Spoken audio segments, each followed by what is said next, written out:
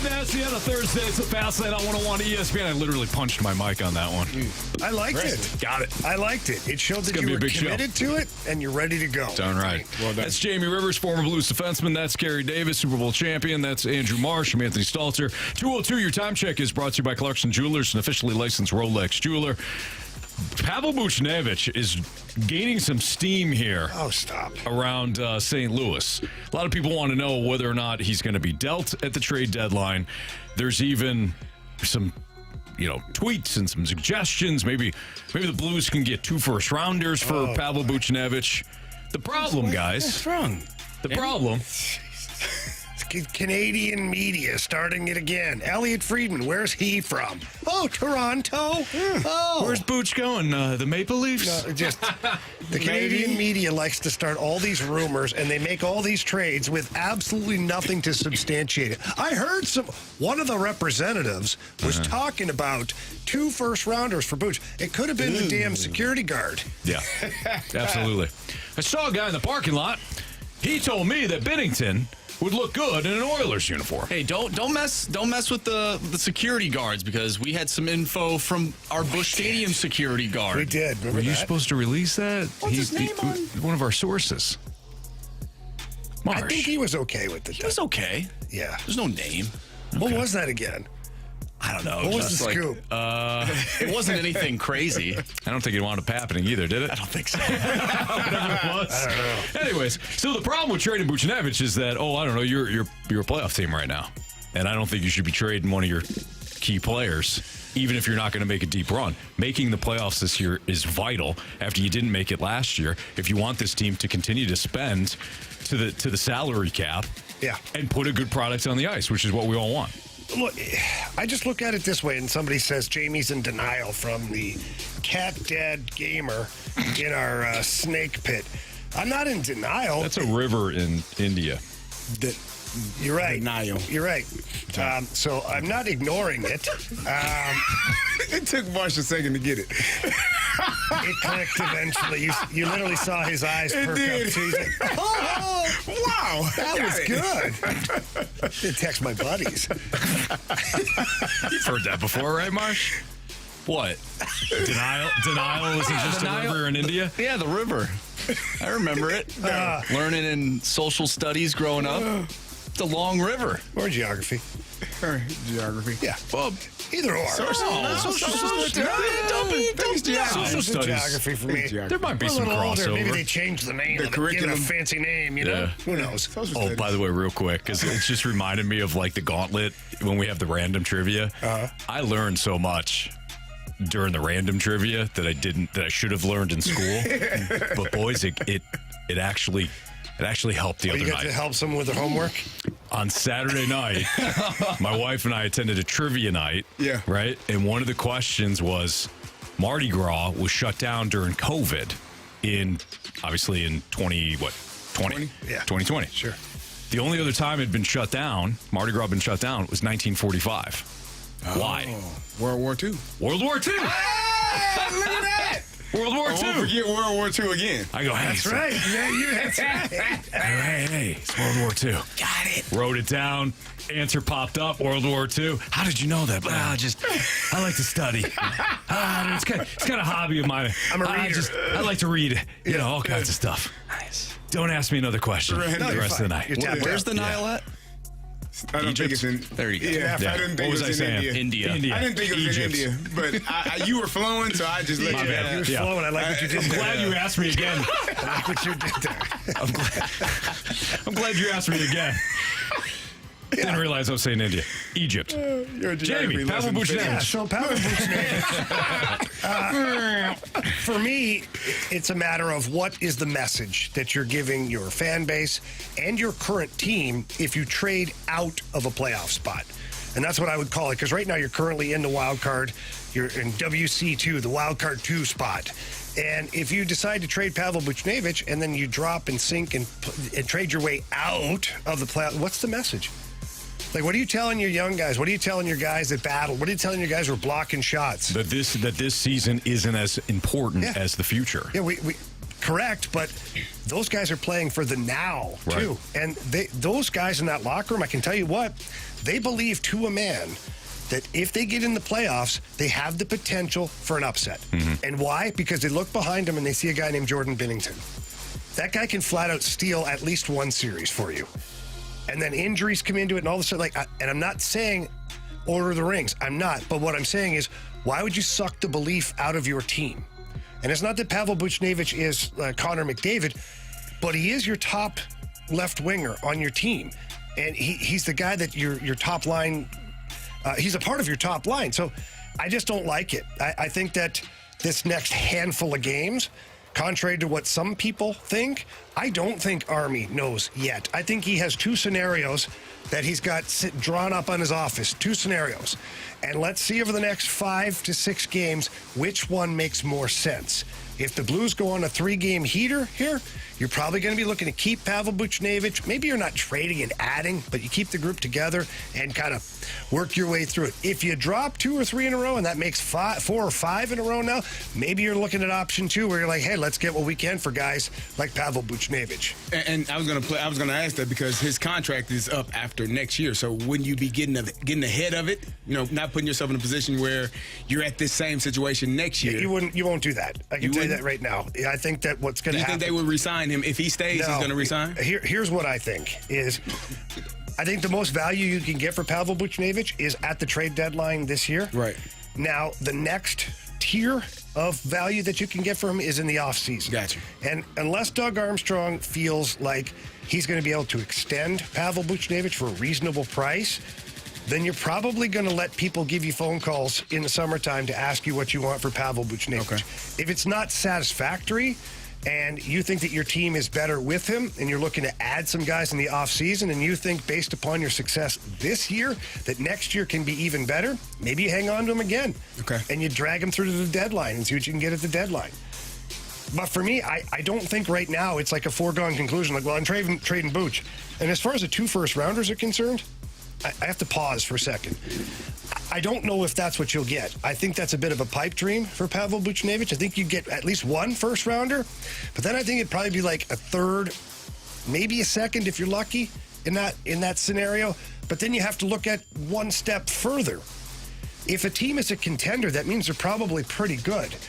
And if they trade for Pavel Buchnevich, you're probably going to get better, which means your draft pick's going to get worse. Mm-hmm. So if you're picking 28 or 29 in the first round, is that really a huge score for you? No. Maybe it's a flippable pick. I would rather have a player in return for Booch, somebody that's going to help you over the next couple of years, as opposed to adding to a young stable. And Doug Armstrong's done a great job, but I would rather have somebody like, let's say they deal him this offseason. I would rather have a player that I could add potentially to replace Booch in the top 6, preferably in the top 6, and go from there, as opposed to acquiring more draft picks. Yeah, I agree. Draft picks are unknown. Like, just like any sport, you draft a player, you just don't know if it's going to translate. How many times have we talked about quarterbacks? Mm-hmm. First-round quarterbacks that do nothing in the NFL, but they're like sought after. Like, whoa, this guy's like gold. I'll fix him. Yeah, no, it just happens. It's an unknown variable that you have no control over when you just get a draft pick. Is there a situation where Buchnevich, if the Blues do make the playoffs and he does really well, let's say the first round, let's just say they win the first round, or if they don't win the first round, but he has a good playoff run, is there a chance that his stock still is fairly good compared to what it would be at the deadline because he has that proven playoff experience? Yeah, like I said, you have levels of, what you're like tiers of how much you can get back. I think that at the trade deadline is always the highest tier for a player that has that season and 1 more available.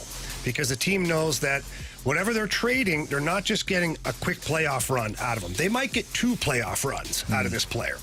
And so that's when the value is the highest.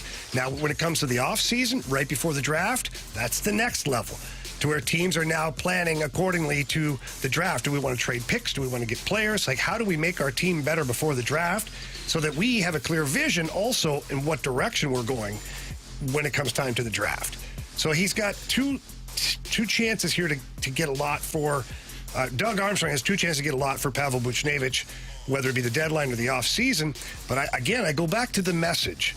The message from Army last year was, we're trading away all our guys. This season's over, but we're retooling. We're not rebuilding. Our plan is to be right back in the playoffs next year. Beginning of the season, I think this team can be third place in the division. Now, they're not third place in the division, but saying that means you expected them to be a playoff team. And right now, you sit in a playoff spot. So again, I'm going to go back to this. Why would you trade out of a playoff spot? You wouldn't. And Pavel Buchnevich is a power play, penalty kill, 5-on-5, 6-on-5, you name it. He's an everything player. I think you can hang on to him and still get good value in the offseason. You'll have to pry him from our cold, dead hands. Yeah, that didn't. No, Well, that's a jinx. See you, Booch. It's Fastlane on 101 ESPN. How will the Cardinals handle Tommy Edman's injury if it lingers a little bit longer than what they expect? We'll talk about that next on 101 ESPN.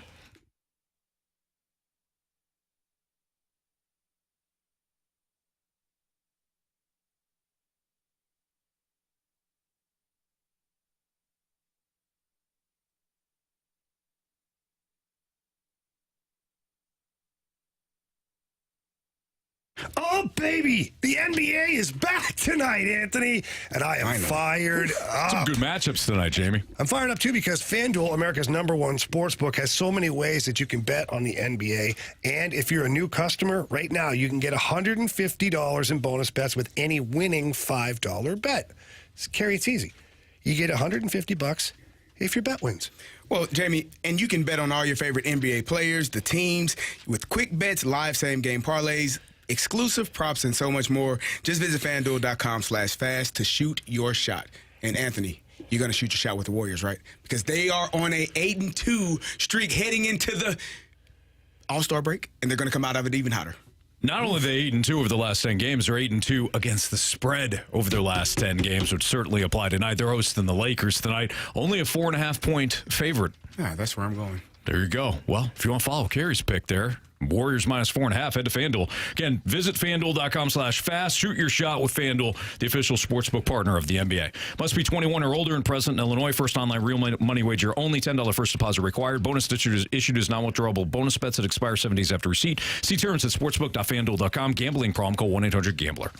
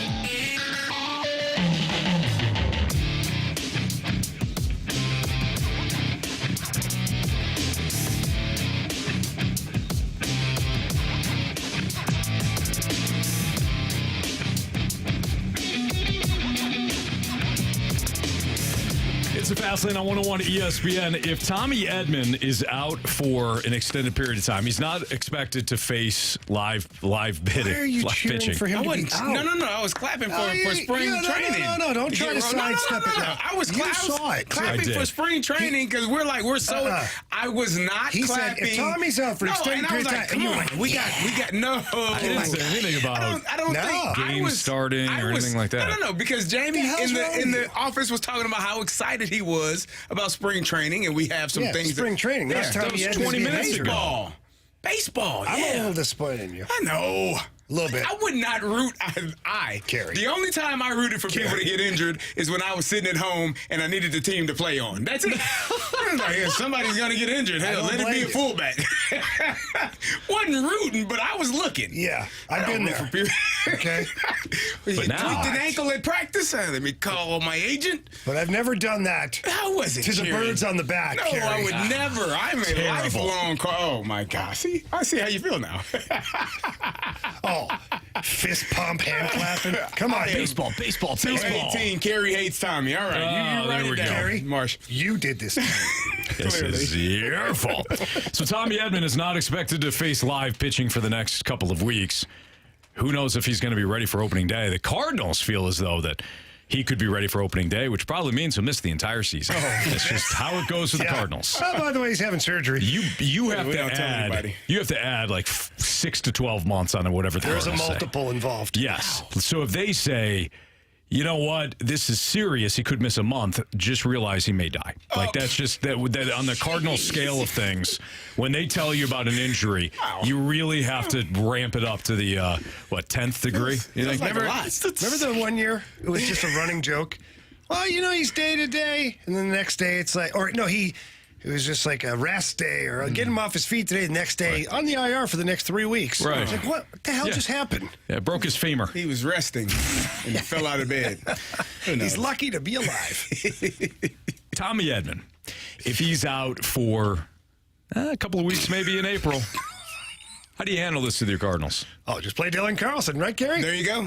You get DC a shot in center field. What if DC has a mid to sub You know what? mid? He can't spring? afford to. If we're being honest, he's in a position now where you have to play, right? You have to show your worth on a team and why you deserve a roster spot. You have to be out there and show up and show out every single day. And if you're going to get the opportunity because Tommy Edman has to miss some time, this is the perfect. You don't wish for anyone to get injured, but the moment you get your opportunity, you have to hold on to that and not relinquish it. Mm-hmm. And so if you're Dylan Carlson, You've kind of had an up and down. It's been kind of rocky. It's a roller coaster ride for him. So now, if that opportunity presents itself, if you're not hitting well from the left side of the plate, you probably should just stick with the right side and do what works well for you.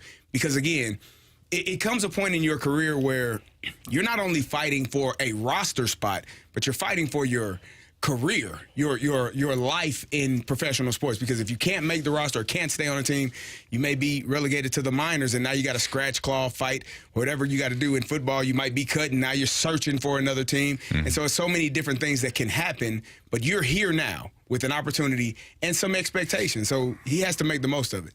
Yeah, he's at the point where he has to reprove himself. Yeah.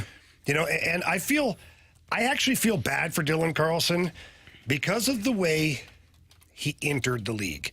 He entered the league with a lot of pressure from the fan base and front office, talking about, cold dead hands and all this stuff. We joke about it, but that was real. That happened. That was said. And then he also entered the league via pandemic. Yep.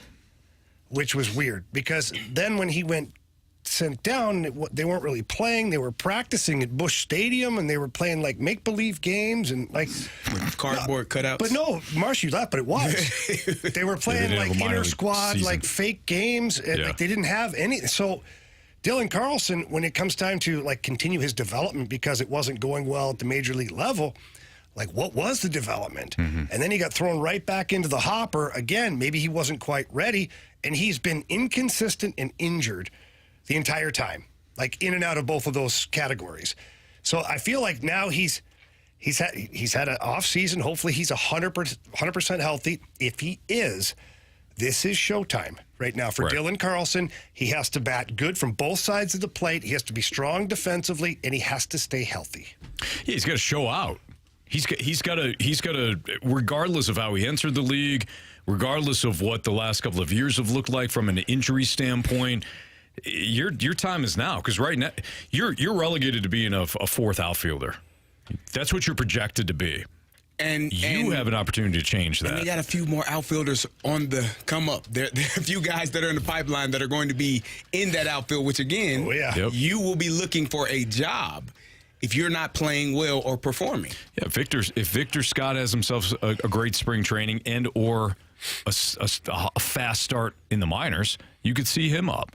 This is how you get by. This is how you get bypassed. That doesn't necessarily mean Dylan Carlson is out at that point. I think not out, but I think that all of the outfield has to play.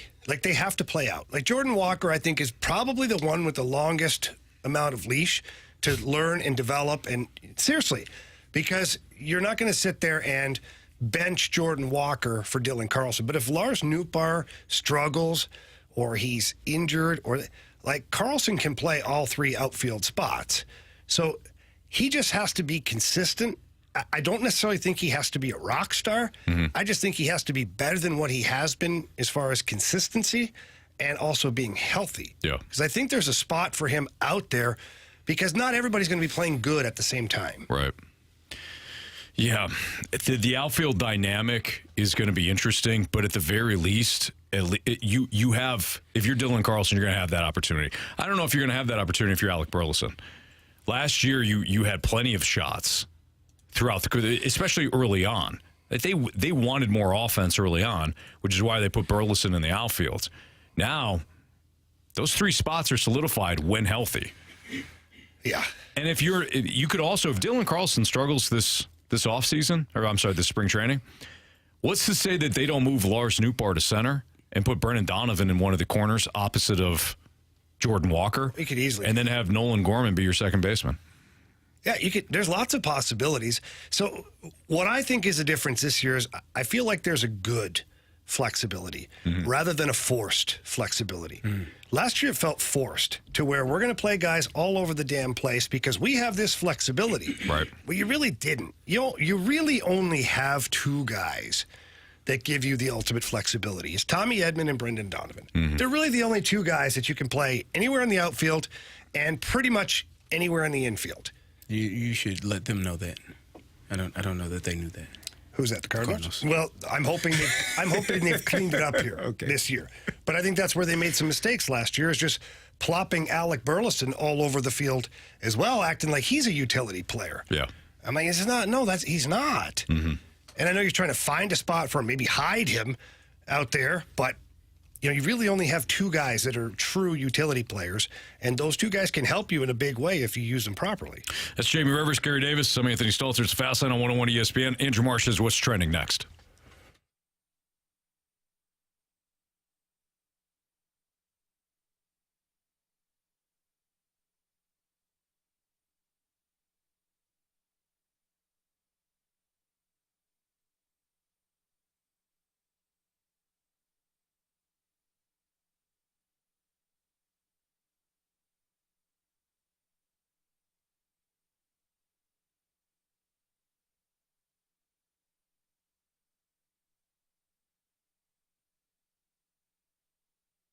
Well, we see the weather changing outside, and that means spring is right around the corner, which means there's a lot of real estate to be done.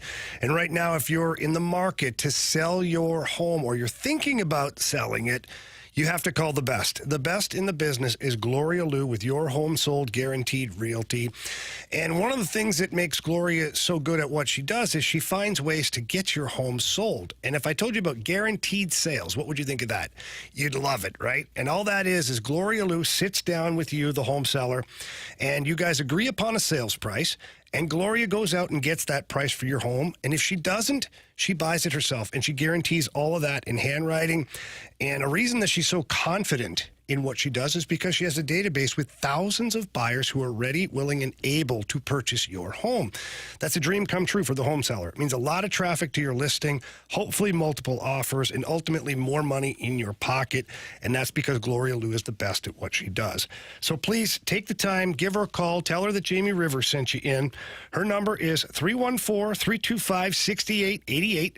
That's 314-325-6888. Or you can always visit GloriaHasTheBuyers.com. Conditions do apply. Gloria and the seller must agree upon the sales price and possession date.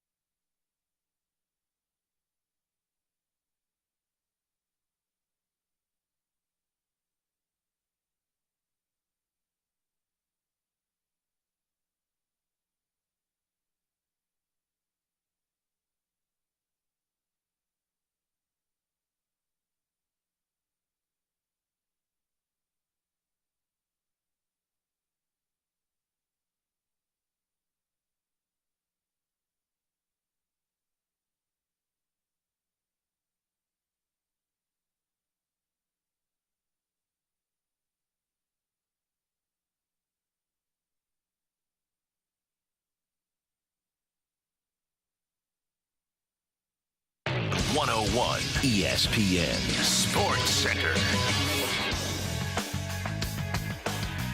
I'm Andrew Marsh. It's time for a Sports Center update driven by Johnny Londoff Chevrolet and Johnny Londoff Autoplex.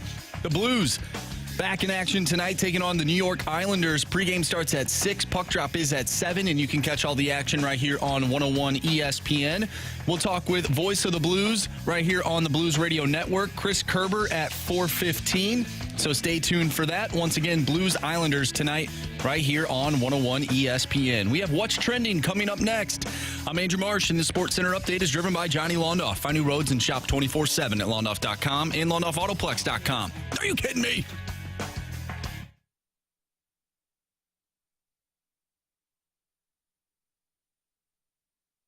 It's time to find out what's going on in the sports world with What's Trending Now. Brought to you by Goodwill. Donate a car and get tickets to the St. Louis Cardinals.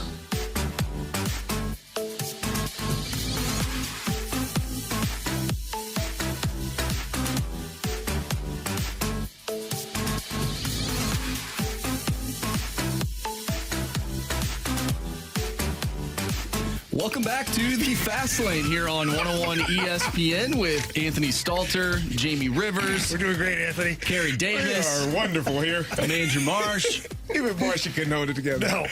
He's usually the adult in the room. Sorry. I try to be, when you children aren't talking about childish things, of course. Oh, hell, that's Some of them are very always important, though. Well, they are. Yeah.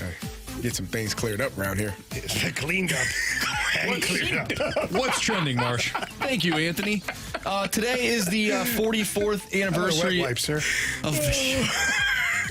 Please and thank you. Would you let Marsh tell us what's trending? Sorry. need There's some something dude else that's wipes? trending around here. Go ahead. It is the 44th anniversary of the Miracle on Ice game. And there was some controversy Oh, what happened? earlier today. The balloon party. Oh. A specific person said they would rather watch the NBA All-Star game than go back and watch this incredible hockey game.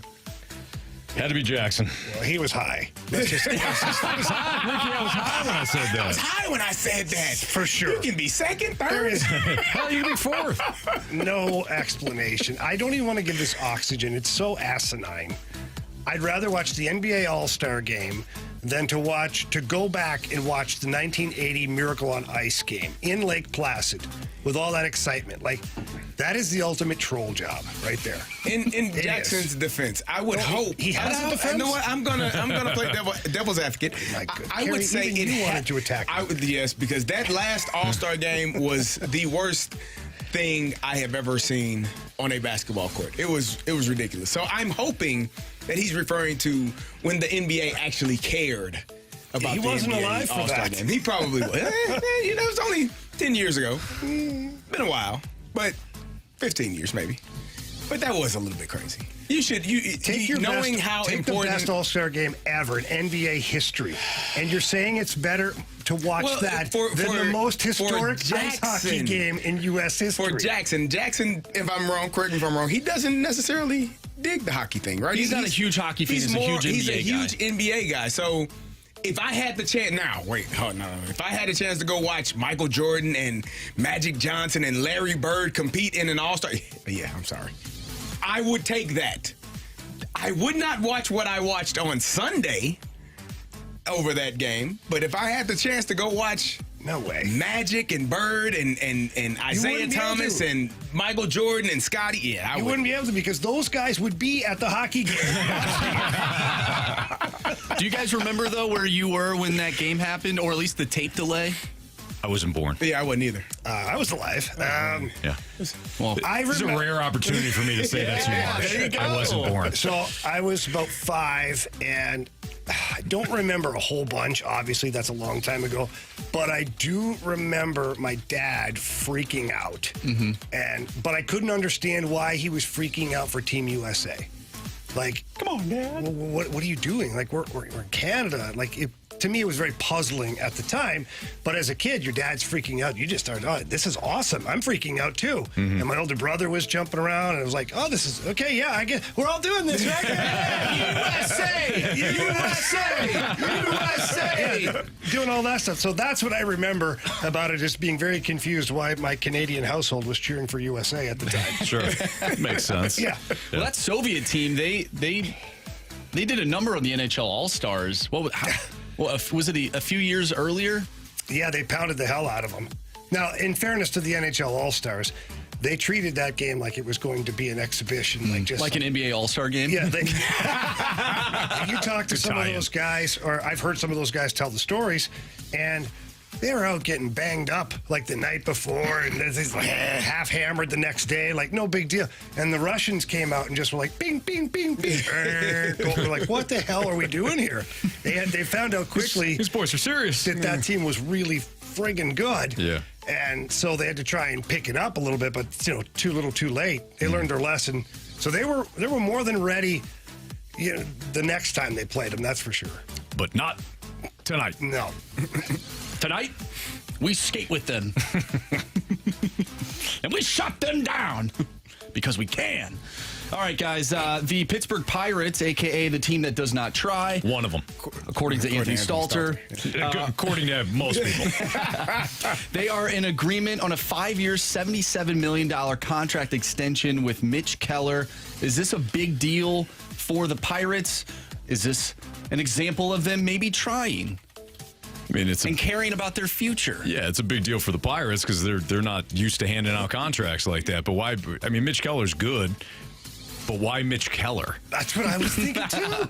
I'm like, of all the guys that you just got rid of, why Mitch Keller? Are you building around him? Like, where are we going here? I don't know what the Pirates do. This is an ultimate Pirates move.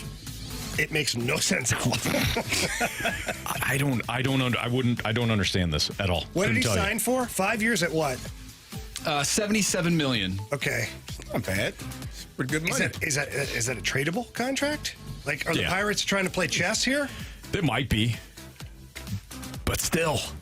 But yeah, that would be an somebody affordable looking deal. for another Sonny starter? Gray just got 3 years. What, 75? Yeah. So 5 years at 77, that's a bargain. Yeah, for a younger player. Sure. I don't know. I try to think ahead. I try to think that there's a strategy behind it. They're trying Jamie, to win. They're trying to lock guys up You got. so that they can. You know what's funny? So I think Jamie is onto something. I don't think you are. They're trying to lock guys up for the future of their organization. They got Brian Hayes. They are have ready. Brian Future. Reynolds. Yeah, this one. They have Paul Skeens coming up. They're going to be trading most of those guys. Let's be honest. Which is going to be funny because then they'll still have Mitch Keller. There you go. Right. Like, what are we doing here? We got Mitch. Yeah, I don't get it. We got Mitchy baseball. It's not Ohtani. You know? No. Well, they did sign Brian Reynolds last year too, so maybe they are trying to build now. I don't think so. Like I said, they have Paul Skeens, who's the number 1 draft pick. He's supposed to be pretty good. The team is Guy can throw the not. ball. I mean, they've got some sporadic talent. Brian Reynolds is there. Jack Swazinski's there. You've got O'Neal Cruz, if you could stay healthy. Key Brian Hayes. They signed Rowdy Tellez. It's not a bad signing for them. They're not right, terrible. Anthony. See? They're not terrible. That's Write the it best thing down, I can Marsh. say. Anthony says the Pittsburgh Pirates are going to win the National Central. No, I said they're not terrible. Not terrible. I heard World Series. World Series Well, champs. come on now. NL Central champs. Well, you never know. Hey, just get in, you know? Just get in. Do you know how excited I have friends in Pittsburgh when they were playing well last year? They were like, we're doing well. What's going on? Oh, early on. Early on, like, oh my Management god, panicked. They wanted to trade everybody. Yeah. They're like, what are we They're doing? like, wait a second here. Wait up! We're not going to get our revenue sharing. Stop. You're going to stop playing well. This next bit of news comes from Swan, who likes to tag us in post on Twitter. WVU, that's West Virginia, a player says that Rick Pitino threatened to chop him up in 7 pieces and send him back home because he did not box out in practice at Iona. That player obviously is not at Iona anymore, and Rick Pitino isn't there either, but, I mean, that makes you look like a saint, Anthony. Pretty much. I don't mind. Boy, stay hot, Rick You better Pitino. box out. Yeah. I guarantee you that. I don't mind it. Hey, Do you know what's been said to me? exactly. Let me just tell you. I would have taken being cut into 7 pieces any day. There are some things that are There's things said. I'm still in therapy over. I think Rick Pitino might need some therapy after You know what? criticizing his St. John Red Storm not too long ago, and Well, they then this blew comes a out. historic lead at half. You see that? The biggest lead that college has ever had at halftime, and they gave it back. And listen, the They didn't box biggest. out. They didn't box out. I saw him with his knife, too. Yep. That's the biggest blown lead in sports, and it should be regarded No, as it's such. No, Certainly The not. worst blown lead in was sports. that a championship game? No, not should even have been. close. It was Was a it- league it game. You know, for some kids, it was a championship game. It might have been their It last wasn't. game. It wasn't the Super Bowl, so it wasn't. Yeah. Of that significance. Okay. No, some things that coaches say, like, trust me, I've had coaches say some wild things. You're like, whoa, okay, I got you. Anything you could share? Oh, I doubt it. It's. But when you sit back, no. Well, we had a coach. It's nothing violent like that. I have heard those things, but I won't share that. But we were playing. We were going to Southern Miss, and we had a game, and we had lost the game before. And he's like, "You know what? You all are so spoiled. We're going to take a yellow school bus to Southern Miss. I hope we stay in a rat-infested hotel. You effers are so spoiled, and I hope it was like." And when we got to our hotel, there was a flying roach that big in my room. Flying It roach? was flying. You sure it wasn't a bat? No, it was a roach. And so we get there, and I come into the room, and my roommate is like, he got the bathroom door closed. I'm like, what's going on? He said, "Hey, there's a roach in the bathroom, and it's flying." I'm like, okay. So we called the maintenance guy. He's like, you boys are scared of roaches? And he opened it. He started screaming. The thing started flying around. So he finally got it out, and we were able to go to bed. But yeah, we were in a roach. Did you guys win? No, we lost 20-3, I think. It was pretty bad. Okay, so I don't have a roach story, but a story over in Russia. Oh, God. We went to this hotel, and first of all, they used to check me into the hotel room under a fake name. They used to do it. I don't know why. What? Here's what happened: is you're supposed to travel with your passport, and I don't know if they didn't want the hassle or whatever was going on. And there are some teams that are run by mafia members, for real. And so when we check in, first of all, they got me some government-issued ID with a Russian name. I had this card. And I'd hand them my card, and they would say something in Russia, and I'd just say, "Oh, spasiba." Like, "Yeah, thank you. Okay, good, we're good." Then I have to ask my teammates, try and figure out, where's my room? I have no idea. So I was always in a hotel under an alias, basically, with a fake government ID, which is crazy.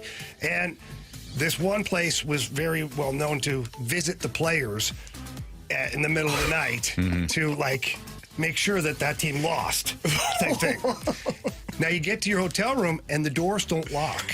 Oh, it was like a hostel, not a hotel. I'm not joking. And so I'm sitting there and I get in my room and I close the door and I'm like looking for the lock. Where's the latch? And there's nothing. And then every 10 minutes or so, somebody walks in my room. Oh, they're like, "I'm sorry." They're doing the whole thing. And I'm like, so my door is not locking at this point. And now I know, they're hiding me basically from whomever, but now the door doesn't lock and the walls are paper thin. So now I'm dragging stuff over to the door to give myself at least a fighting chance. Yeah. And this place gets going at night. It's like, boom, boom, boom, boom, Like Vegas. I can hear it for hours. And then people are stumbling into other people's rooms to know, whatever. Netflix and chill. And I got people banging into my door and knocking the little dresser I had there. I got about 17 minutes of sleep that night. Oh, I bet.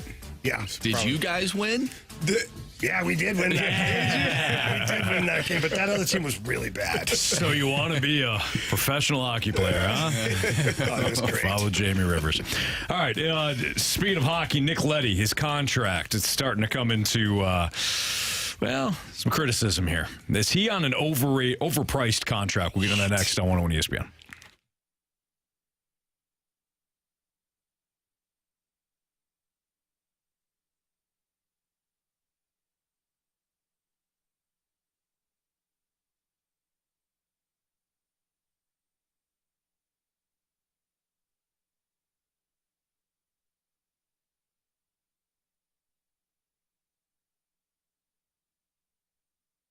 I enjoy getting my email, some Missouri Athletic Club email sent to me where I can look to see what sort of events they have coming up. And they already got stuff going on for Easter. I like to get the family involved with, maybe some Easter egg hunts, whatever it may be for that month. They always have something going on at the Missouri Athletic Club. I enjoy going down there, enjoy working out. Saw a buddy earlier today that, we were chatting before my workout. I always enjoy meeting new club members too, find out what they do. It's just part of the advantage of being in a club like that where you've got endless amount of activities and events going on, plus you can make it part of your day-to-day routine as well. It's my MAC, Missouri Athletic Club.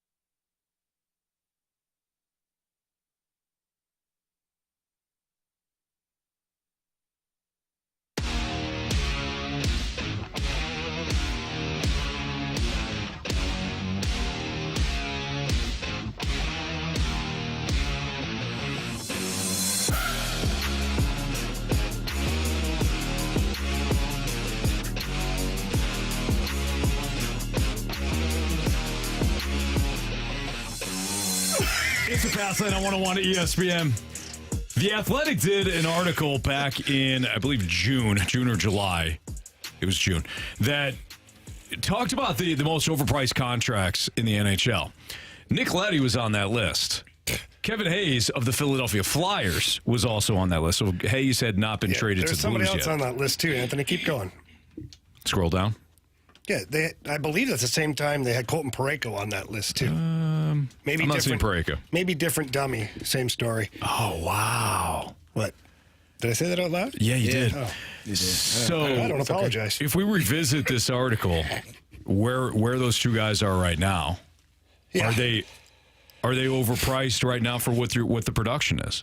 Well, you are currently paying Kevin Hayes $3.5 million, and could he be producing more offensively? Yes. Are there other guys that are in that $3 million range? Like, so Kasperi Kapanen is at $3.2 million. Mm-hmm. I'd like to think, in fact, I know Kevin Hayes has been more valuable than Kasperi Kapanen, and you're only paying him an extra $300,000. Now, I understand that the contract, or what they talked about, was based upon Kevin Hayes' $7 million deal. But that's why it was very good for Army to get him to where the Flyers retained 50%.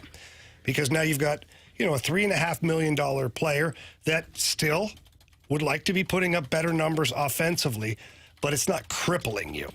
Now, the Nick Leddy thing, here's where I'm going to go with this. Based upon last year, I see what the argument is. Watching Nick Leddy this year, $4 million is a steal. Think about it. He's playing top 2 defenseman minutes. He plays every single game with the toughest matchup. And all we've done all season long is talk about how good Colton Parayko and now Nick Leddy, how good they've been. So at $4 million, like at 6.5, that's a bargain for a top 2 defenseman.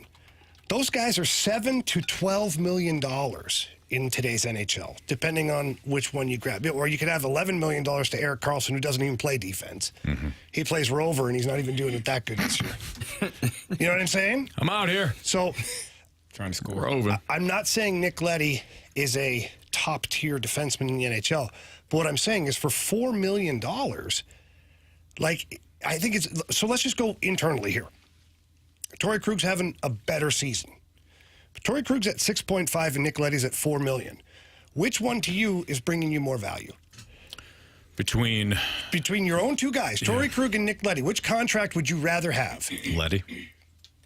So then I don't understand the discussion, quite honestly. Now, based on last year, totally get it. Totally get it. Nick Leddy didn't. None of the defense corps had a season that was worth remembering last year. Justin Falk didn't have a bad year. Thought he played pretty good for a team that was inconsistent. I thought his effort was there night in and night out. But when you look at Colton Parayko, and I said this all last year, I said it all off season, that $6.5 million is going to be a bargain. 2 years from now, people are going to be like, I can't believe we have Colton Parayko for only $6.5 million. Right now, Nick Leddy at only $4 million is really good for your team. He plays all the hard minutes. He plays penalty kill. He's able to play power play if you need him to be, but you don't need him to do that right now. So I don't see this being factual based upon the information that we have from this season. Mm-hmm.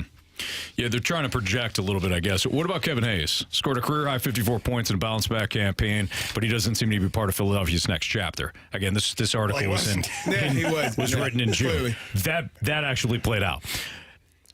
Hayes' defensive metrics are legitimately concerning and make him more of a middle six talent rather than a bona fide top six player.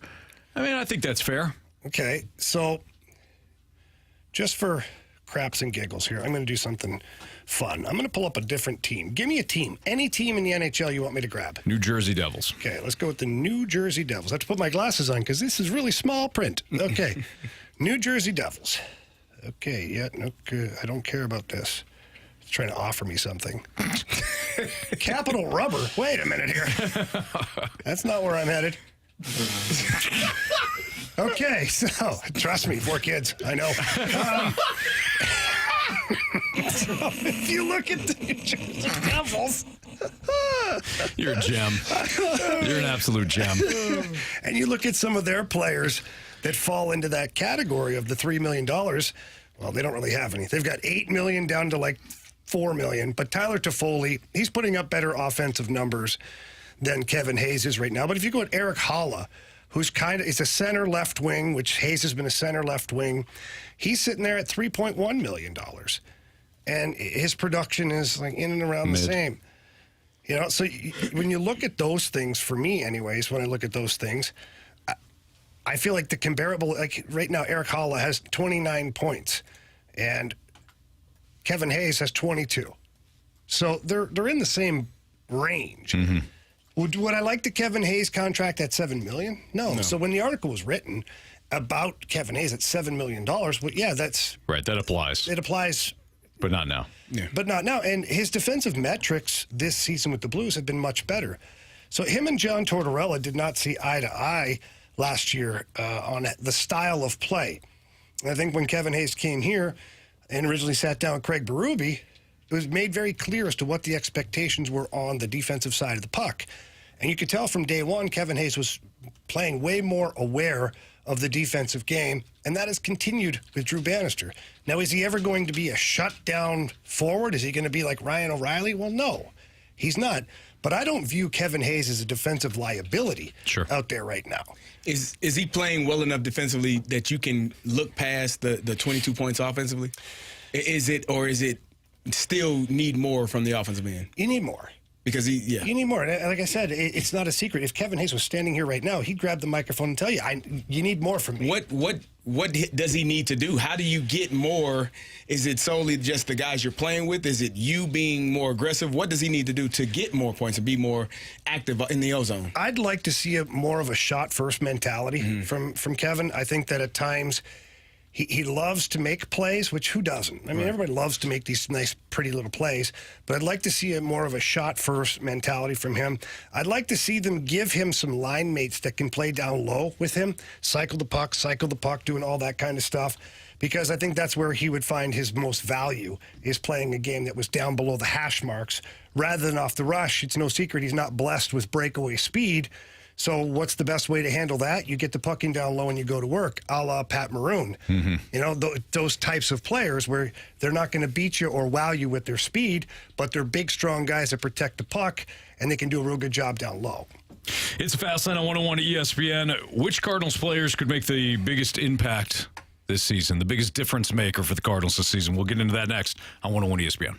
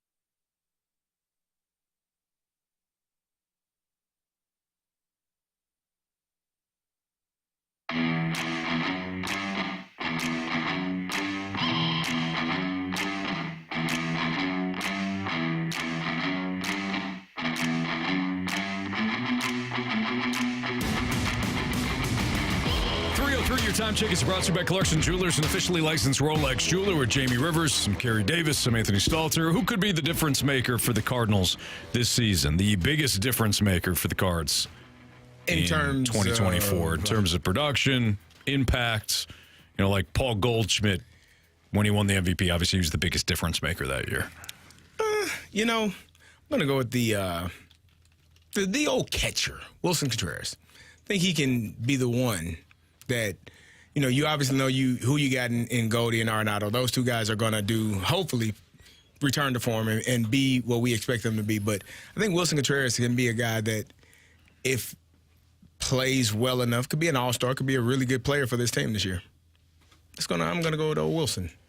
And rebounding from all of the madness that he went through. If you have a year where you don't have to deal with all the outside noise like he did last year, and he performed really well, even with that, I think coming into this year, knowing, having a year under your belt, being more solidified in your role and understanding what the expectations are, you may have the best version of Wilson this year. All right, so Wilson Contreras was Carey's pick. Jamie, who's yours for the biggest difference maker for the Cardinals this season?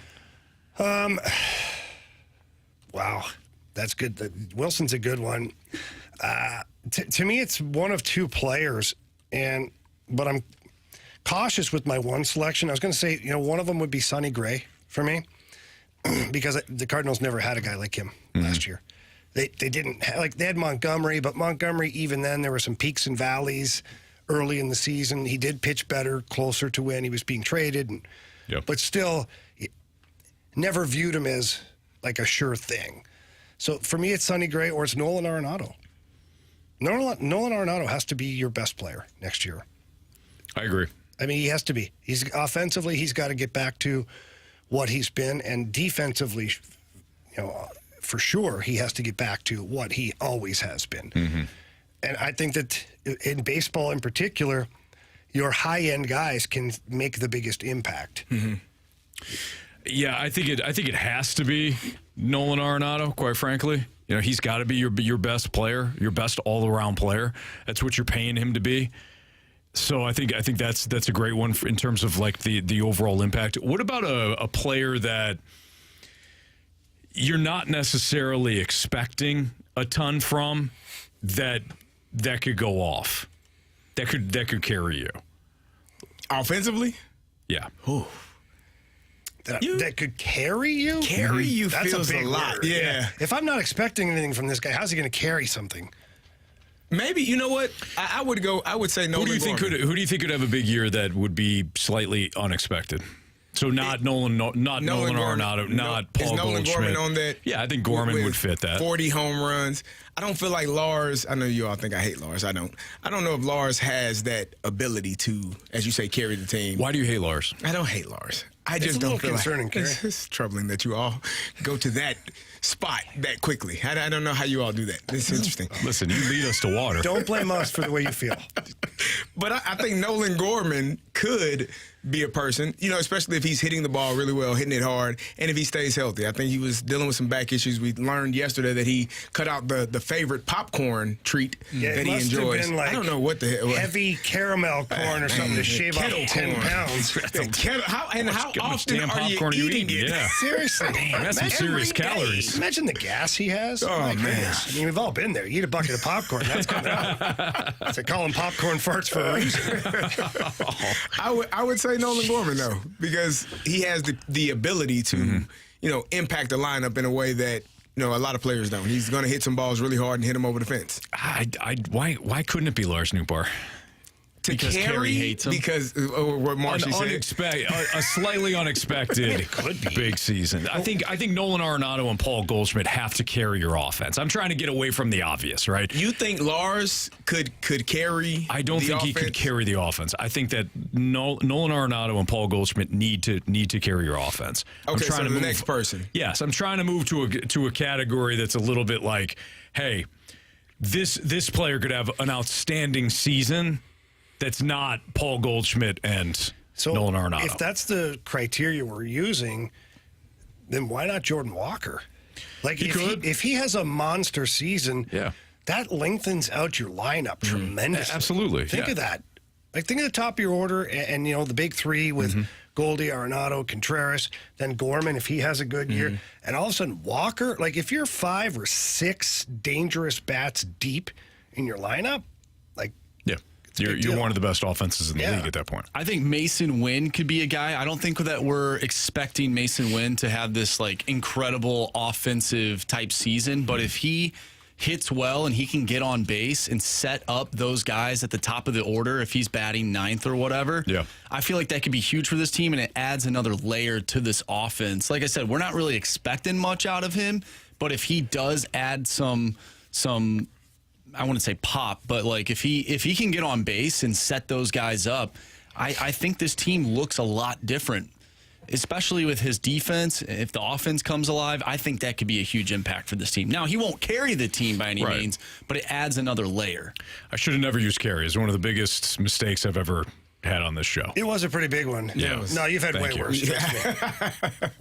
So I said one of. Yeah, And no, I don't it's know not if even I'm rubbing it in my close. face here. It's not even on your Mount Rushmore. All right. Jordan Walker has an OPS plus, according to Fangraphs, a projected OPS plus of 122. That would be second to only Paul Goldschmidt's 124. So, Jamie, to your point, Jordan Walker could certainly be one of those guys that can kind of, we try to avoid this word, but be the X factor, because X factor is overused. So maybe who are you most Everybody's excited X factor. to see? Is that a better way? No, because I'm not excited to really see anybody at this point. All right, just tell me how you feel. Thank you for. What time is it? 3:09. Marshy. What did he say Anthony now? I wasn't Stalter paying hates the St. Louis Cardinals. And I said that He's just not excited at all to watch them play. he hates the St. Louis Cardinals. I don't And hate them. they'll They're finish predictable. I mean, listen, it's the same conversation with the Cardinals that we've had that I've been doing for 11 years now. Funny It's the same conversation. Lisa just texted and said, "Oh my God, you all said the same thing last year." Of course we did. Of course we did, Lisa. It's the same conversation. It's the same roster. It's the same team. It is the same. The pitchers changed, but the team is. I told you that yesterday. The team is the same. 2017 and just go from there. It's different names. It's the same thing. It's the same conversation we're always having. If it ain't broke, don't fix it, Anthony. It is broke, Carey. It wasn't It's until last definitely year. broke. It wasn't until last year. This pitching is not nearly fixed- good enough. It was broken. They fixed it. No, they patched did. it. They Big ass hole. rehauled. Big ass hole in the wall. They put a bunch of Flex Seal on the team. A big what? A big hole in the wall. You said that all really quickly together. Well, good. I'm glad I did. This big what? Patched it. They patched it well. They used some- mud and tape. No. They taped it. No, they didn't. Mud. They didn't tape. And then they didn't take painted the time. over it. You don't even know that there was a hole They there. just hung a painting over it. Exactly. Thank Don't you. lift that. Or they went to Home Depot and they got some of this stuff like as seen on TV. That doesn't really work. It stops and they just all the water use from that. coming in. You've seen that. The Flex Yeah, they Flex Seal. Flex Seal. There. That guy made a Flex Seal. Flex Seal. He sealed a boat. He sealed a boat, and no and it more water was on the came in. water. He stopped the water with what the this Flex team Seal. is. What they didn't talking about? show is that guy almost drowned 5 minutes later. There's a guy at the gym that I swear he has Flex Seal pants on. Oh boy. What man walks around wearing leggings to work out? I don't know. Just leggings? Unless Some you're do. a pro wrestler. Like, you can't Is it do just that. leggings? He has a tank top on, too. It's quite the look, let me tell you. Does he have shorts He don't have over it? shorts. at No, least? it's the leggings. I wear And leggings with shorts It looks on. like someone took a roller of Flex Seal. and just- Oh, man. He painted over. I don't mind. And I was like, the one day I wanted to walk by and be like, yeah, it sure is a little cold in here, isn't it? I mean, if you're gonna wear shorts, fine. But I wear shorts. Yeah, like the leg, that's fine. That's not Yeah. my thing, but that's fine. Right, No, same. these are just like wrestling tights. He's got to stay ready. You never know. You might want to stay away Yeah, from I him. walked up and he got into his little wrestling stance. He didn't have cauliflower ear, though, so I wasn't worried too much about him. Battle Don't of the worry about bulge those at guys. the gym. like, oh, you're serious. Yeah. Yep. Buddy with the one ear that's 4 sizes too Oh yeah, big. you're like, Leave you him know, alone. This guy could probably... you've messed some people up in your time. Or you're really bad at it. Well, either way. Will the Islanders give the Blues fits tonight? We'll break down that matchup next on 101 ESPN.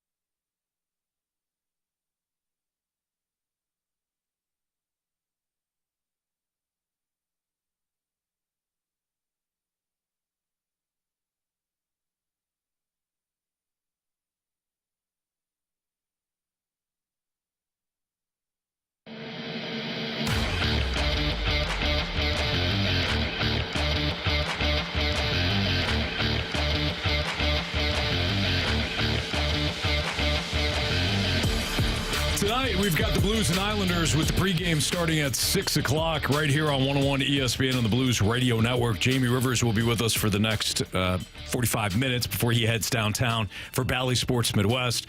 Islanders come in on a decent roll. They've earned points in 6 of their last 7 games while going 3-1-3. They've been hanging around in the Eastern Conference playoff race. They're struggling to sustain traction, though. If that sounds familiar, they're kind of the Blues of the Eastern Conference. How in many some points regards. do they have? They have 60 points. How many points do the Blues have? 60. 60. Yeah.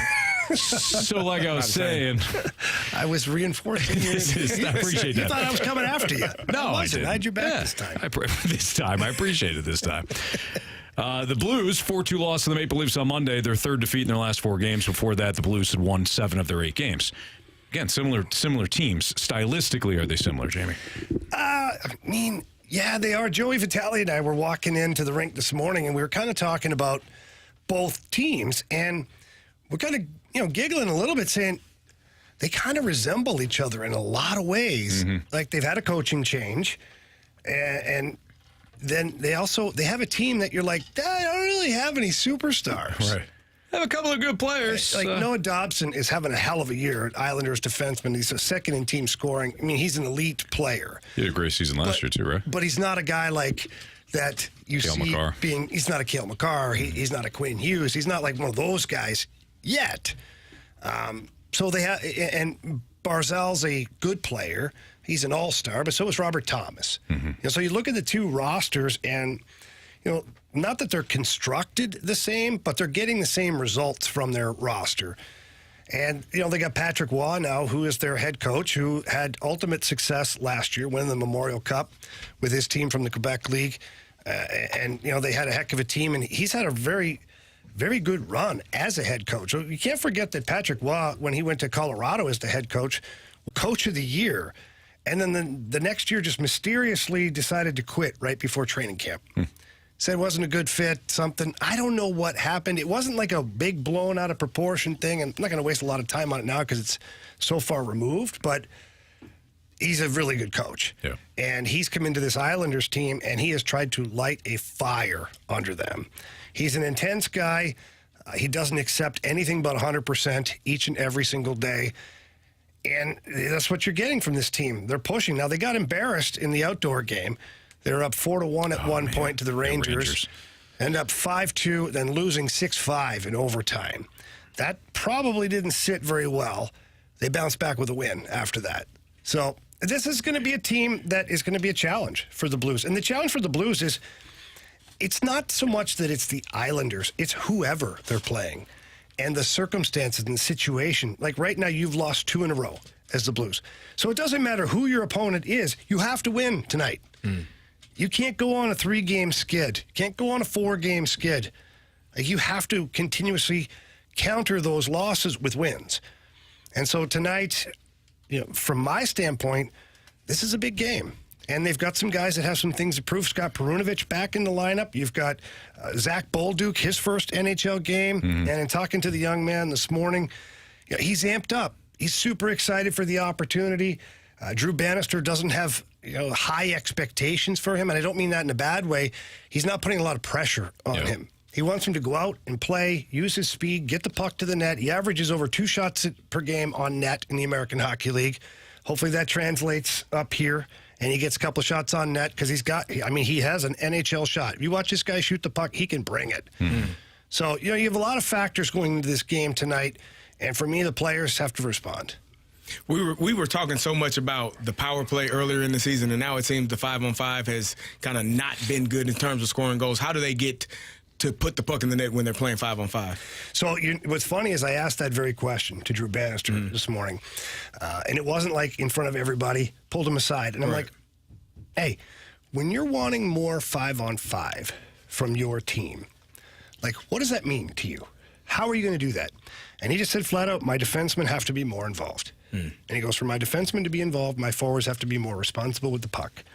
And he said that the Islanders, because they play a man-on-man defense in their own zone, which they do, means you have to move the puck quickly and get the puck quickly to the net. If you do that, you can beat coverage. You don't have a zone where there's 2 or 3 guys stacked up in there. It's man on man, and they're going to have to be adjusting to loose pucks and rebounds and all those kinds of things. So lots of shots on net is a good thing tonight. It can create a healthy chaos for your hockey club. So for 5-on-5 for tonight specifically, and it changes game to game. How are you going to find your 5-on-5 success? Each team you play against has a different system, different way of playing, different roster, different physical traits that they have. Either they have small defense or big defense. That obviously changes some of the way you approach things. But for tonight, I would expect, hopefully, more pucks to the net and more action from the blue line. Expect the puck to go to the blue line and get to the net. Drew Bannister doesn't want a game of catch at the blue line back and forth where everybody gets to find their coverage and skate out and block the shots. He wants pass to the point, walk the line, puck to the net, puck to the net, puck to the net.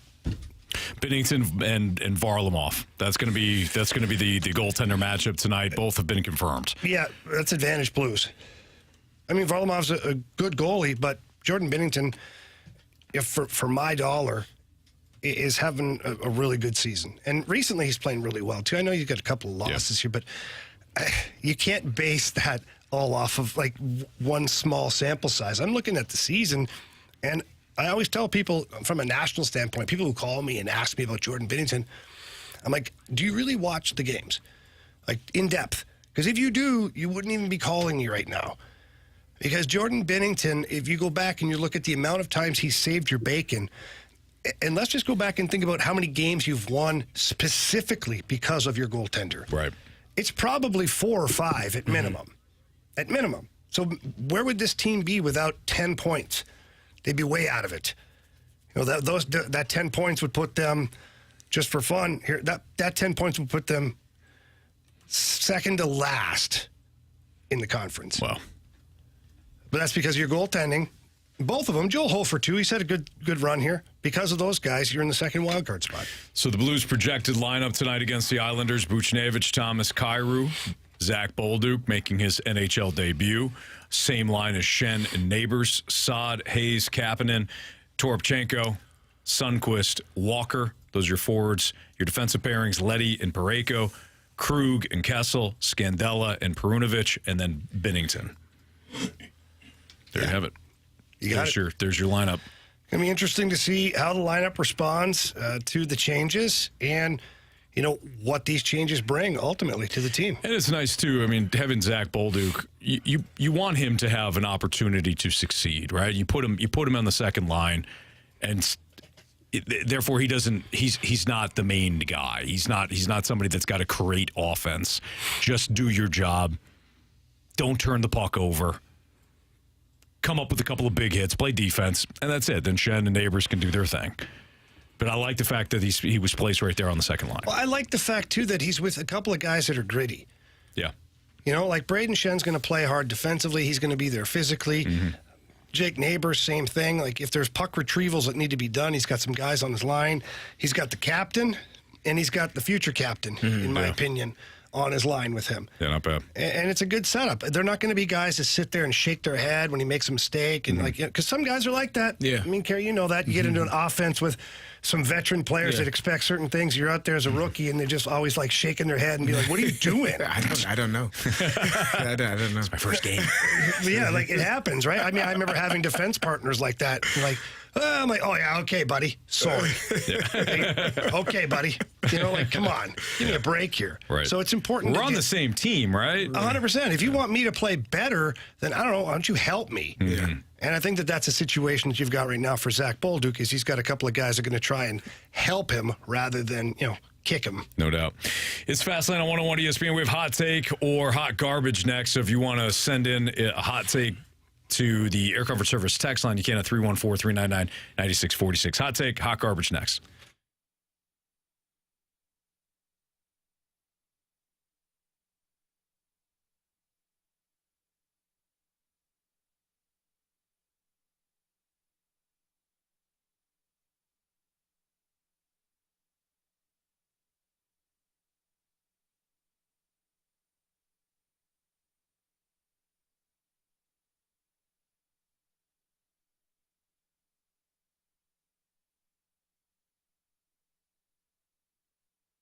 Cheap, fun. Let's get dirty here on Thursday night. You got the Blues game. You've got lots of other stuff going on. The NBA's back in action. What better way than to sit back and enjoy your favorite beverage? And the best way to do that is to visit my friends over at Dirt Cheap. They are your one-stop shop for all things that you need for your party, your get-together, or even a relaxing night at home. They've got a great selection of beer, white wine, red wine. They've got the tequilas, great selection of tequilas, the vodkas, the flavored vodkas at that too. And of course, my favorite, the bourbons. They've got you covered there. And again, I'm going to promote a few here. Blanton's, certainly the big dog. I like that one. But the Elijah Craig small batch, got my guy Carey on that now. He's going to love it when he gets that from Dirt Cheap. But they're the best for a reason, and they give you the best prices. That's the one thing I love is you get the best names for the lowest prices. And another way you can save is by downloading the app. Dirt Cheap app, get on there. Tons of specials, savings, deals, clubs that you can be a part of, upcoming raffles that they have for some of their bourbons that you can't find anywhere else. And you can also order your spirits online. And you can either pick them up curbside or you can have them delivered to your home. Dirt Cheap is the best in the business, and they're the absolute only ones I trust when it comes to my parties. So please have fun out there, but remember to be careful.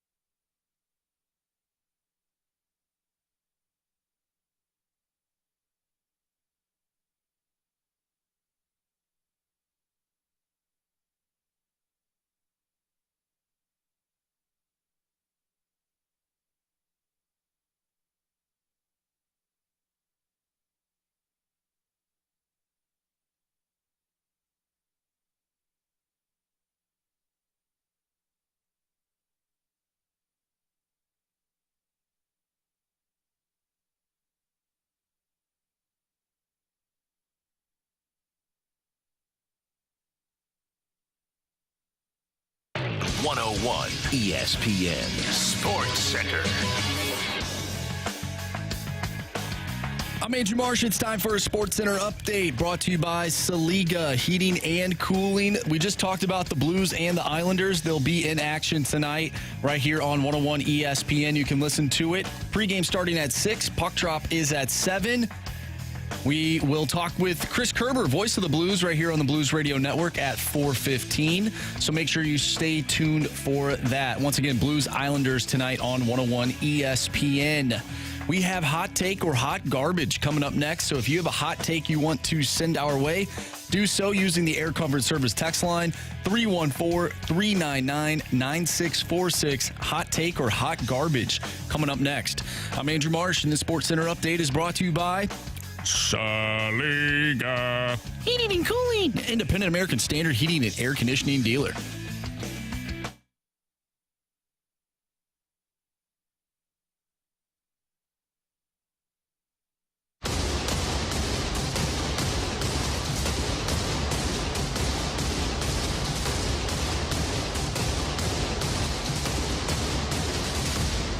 Boom! Hot take! Time to play Hot Take or Hot Garbage here in the Fast Lane on 101 ESPN. Carey Davis, Jamie Rivers, Anthony Stalter, Andrew Marsh. All right.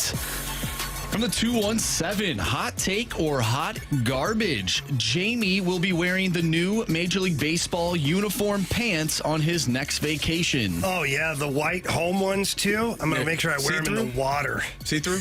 Yeah. All you'll see is the outline of the pockets. I Bow, wow. Whoa! Those are horrible, by the way. Yeah, Like, big time. I don't get it. That's terrible. Do they not? Here's Do what they not care about the players? Well, here's Don't care obviously about not. anybody. But here's what I wonder is how, like, do you know how many layers of people that had to get through to get to where the players are wearing it right now? Like, you would think it would go through, well, the league to give them the criteria of what the uniform is supposed to look like. Maybe even a certain weight of the uniform, a certain thickness of the fabric. Okay? Then the teams personally usually have a say in how they would like their particular uniforms to look for obvious reasons. Yet the Cardinals have a historic franchise. You don't want it botched up. The Yankees, the Red Sox, Sure. et cetera, et cetera. Yeah. And then you have the actual production of the uniform, to which people not only look at it, they wear it, they test it, they rip at it, they pull it. They do all of this stuff to it. There's like 25 layers to this, and you still got guys showing up now wearing see-through pants, Anthony. That's correct. Yeah. What the hell is going on? Somebody, if somebody doesn't lose their job today, I'm going to be angry. They didn't get that far. And no one knew that they were going to be see-through, right? They weren't trying them out, sweating them in them. You didn't put them on in the factory? Apparently not. Clearly. But that's a misstep. Well, clearly. You'd be fired at my company. You should be working out in them, making sure they feel and move the same. And, Yeah. You know, they are. I would have slapped them all on like some minor league or college players. Yeah. And Tested them out. Here, go play a game. When you slide into second. Do they rip easy? Like, there's so many things to be considered in this. You're Angry, Anthony. forward thinker. My business brain gets angry at these things. Yeah, I mean, the colors are off. I'm looking at one of the Mariners jerseys right now. The Mariners colors are off. They got like a light. They almost got like a navy blue as opposed to like a really dark blue. And I know it sounds the same, but I'm looking at a picture. It's not. I think they look cheap. If you look at the pictures, there's some pictures where, like, yes, you can see like the legs and whatnot, but my biggest gripe is that you can see the jersey tucked in and it's all crumbly inside. Yeah. That's a white jersey. Imagine if you are the Mariners and you're wearing their teal colored uniform with white pants on like a Saturday or a Sunday or whatever. That's going to look terrible. Yep. It looks like a Halloween costume. Yeah. It looks like some company mass-produced baseball uniforms for Halloween, and this is what you get. Yes, you're right. At the what's the place that the one place they open up everywhere. Every Spirit Halloween. Spirit There you go. Every Yeah, out of you're business store that's available, Spirit Halloween is Wouldn't there. it be funny, like, you walk into an MLB clubhouse and they've got them in those Halloween packages? Like the plastic with the black top. There you go. But they have a picture of you. Yeah, with you. There's somebody that looks like you. It's like a model. Like they took the time to find somebody that looked like you to pose, but they didn't take the time to make sure that the uniforms are good. Got a small here. Tommy Edman, here's yours. Oh man. I don't know why Tommy just. Well, he's not a very big guy. He's got to be the smallest guy on the team, no? Yeah, probably. Yeah, probably. No, one of the pitchers probably has to be smaller than Sonny Tommy Gray? Edman, right? Sonny Gray is kind of smaller, isn't he? Is he? Yes. I don't know if he's smaller than Tommy I was Edman. close. He's probably you're probably You're probably right. Okay. I didn't want to go extra large and say, hey, Lance Lynn, here's yours. Like, Well, you just did. no, but I didn't say it. I mean, you did though. No, but I didn't say it, Anthony. It's different. Telling you did. You were thinking let's see here. it. Yeah, but you said it. yeah Sonny Gray's 5'10", 195. That's bigger than Tommy Edman. might be. Let's see here. I think it's Mason Wynn. He's Tommy like, Edman is 5'10", 180. Mason Jose Wynn. Fermin is 5'9", 200. Jose He's shorter, Fermin's still but bigger. Oh, Donovan. Thinking the same thing. Who's that guy? Mason Wynn is 5'11", 180. Is Jose Fermin still here? He's on the roster. Is he? Yeah. Oh, goodness. Somebody named Buddy Kennedy's 5'9", 190. Get him a uniform. Come here, buddy. Buddy. Jordan Walker, 6'6", 245. Yeah, he's- What high school in Atlanta screwed up by not recruiting him to play defensive I think they end? were trying to get him to play. And he just didn't want to? Yeah. He's a baseball player. Right. But they keep showing him next to teammates. Oh, especially Wynn. Well, no, but they had him like next to Lars Nootbaar. Yeah. Lars is what, 6'2", 6'3"? Lars is 6'3". 6'3", 210. 6'3". He looked 5'10" next to him. Like, it's amazing to see how big Jordan Walker is. It's wild. Matt Carpenter's 6'4". Is he? Yeah, I he's a wouldn't have big guessed dude. that. No, he's 6'4", big. 210. He's a big dude, man. Some of those baseball guys are way bigger than you think. And some of the hockey players are smaller than you think. Yeah, I would agree. I They remember got, going down to they the got the Cardinals. skates on. You think, man, that is like, I always thought Justin Falk was, like, when they first acquired him, like, this guy's massive, but he just looks bigger with the skates or Yeah. something. I don't know. I remember going down to the Cardinals clubhouse and walking in there, a bunch of hockey guys, like, whatever. Some of these guys were monsters. Like Scott Rowland was a monster. Yeah. I'm like, this guy's third base?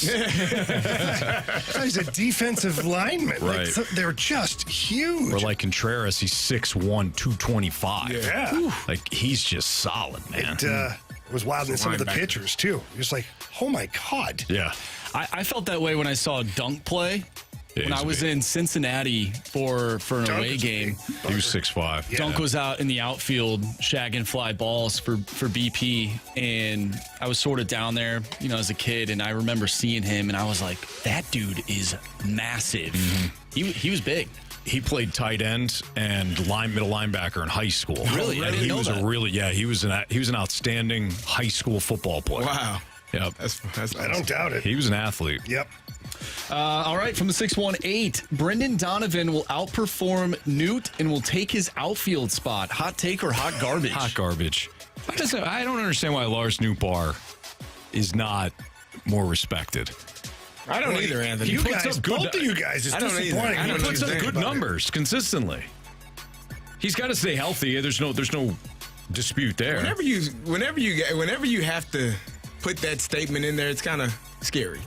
Like, he's Yeah. good if, But he's Dylan healthy. Carlson can't He's stay healthy, and Dylan Carlson hasn't posted the numbers that Lars I said the same has. thing about him earlier. He's fighting for a roster spot potentially at some point in a career. I don't know why I've become like the Lars Nootbaar defender, but You are. I'll take that job. All right. I'll gladly take that job. You and Brooke. Yeah, she has a fan club for Newt. The Nutty Neuters, Of right? Newt Nation. I'm not going to join the Nutty you Neuters. sound like That's you're what a the part name of it. is. I'm The not Nutty going to join Neuters the of Nutty Newt Nation. Neuters. It sounds like that's where you are. You and her are. I'm just going to president tell you and that vice president. this dude's a lot better than people think. Yeah, Carey. Clearly, you're talking to me. All right, you guys want one more? You know what his hit comp is, by the way? What? Who? At Fangraphs. You know what his hit comp is? Top near age offensive comps. His number one hit comp is Cody Bellinger. Who's available, by the way? Would you take Cody Bellinger? Who people would give their left you know what for? Their left arm. Yeah. Yep. That's what I was thinking. Yeah. That's his I hit don't think anybody wants him. But maybe not at that price. All right, last one here from the 314 hot take or hot garbage. The Blues are bringing up Zach Bolduc to showcase him for a package to acquire a top D-man along with the Justin Falk LTIR money. I would say hot garbage. I think hot garbage. It's on hot that. garbage, guys. Yeah, It's hot hot garbage. Hot garbage. That's a good thought, though. I mean, You wouldn't need to there was bring a him lot up. there. You wouldn't need to bring him up for that, would you? You would just trade him. If You could just trade him, but it just does. Because it almost, if he doesn't perform well, then it puts you in a really bad spot. You'd like be it's better sight off unseen. not to call him up. Like Correct. he might be great, but if he plays and he's like, hey, he's not as great as we thought. But do you want him? Nah, that's It's totally backfired. That's not what's happening. No. I don't think that's how that works. It's Fastlane on 101 ESPN. Jamie's 72 keys to victory tonight against the Islanders and first goal of the game. Next.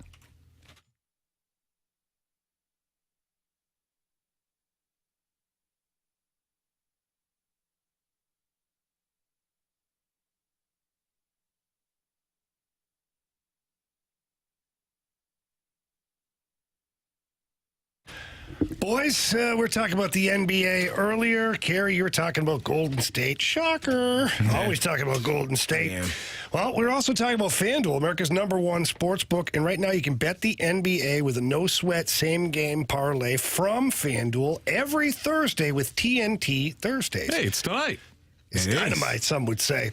Doesn't matter if you're new to FanDuel or you already have an account, you'll get bonus bets back if your same-game parlay doesn't win on any NBA on TNT game. Yeah, Jamie, NBA same-game parlays are the perfect way to combine your bets for a chance to score a bigger payday. However you want to play, just head to FanDuel.com/fast to bet on the NBA with a no-sweat same-game parlay. That's FanDuel.com/fast. All right, boys. Suns, Mavericks, first TNT game tonight in the NBA. Mavericks are laying 1.5, Carey.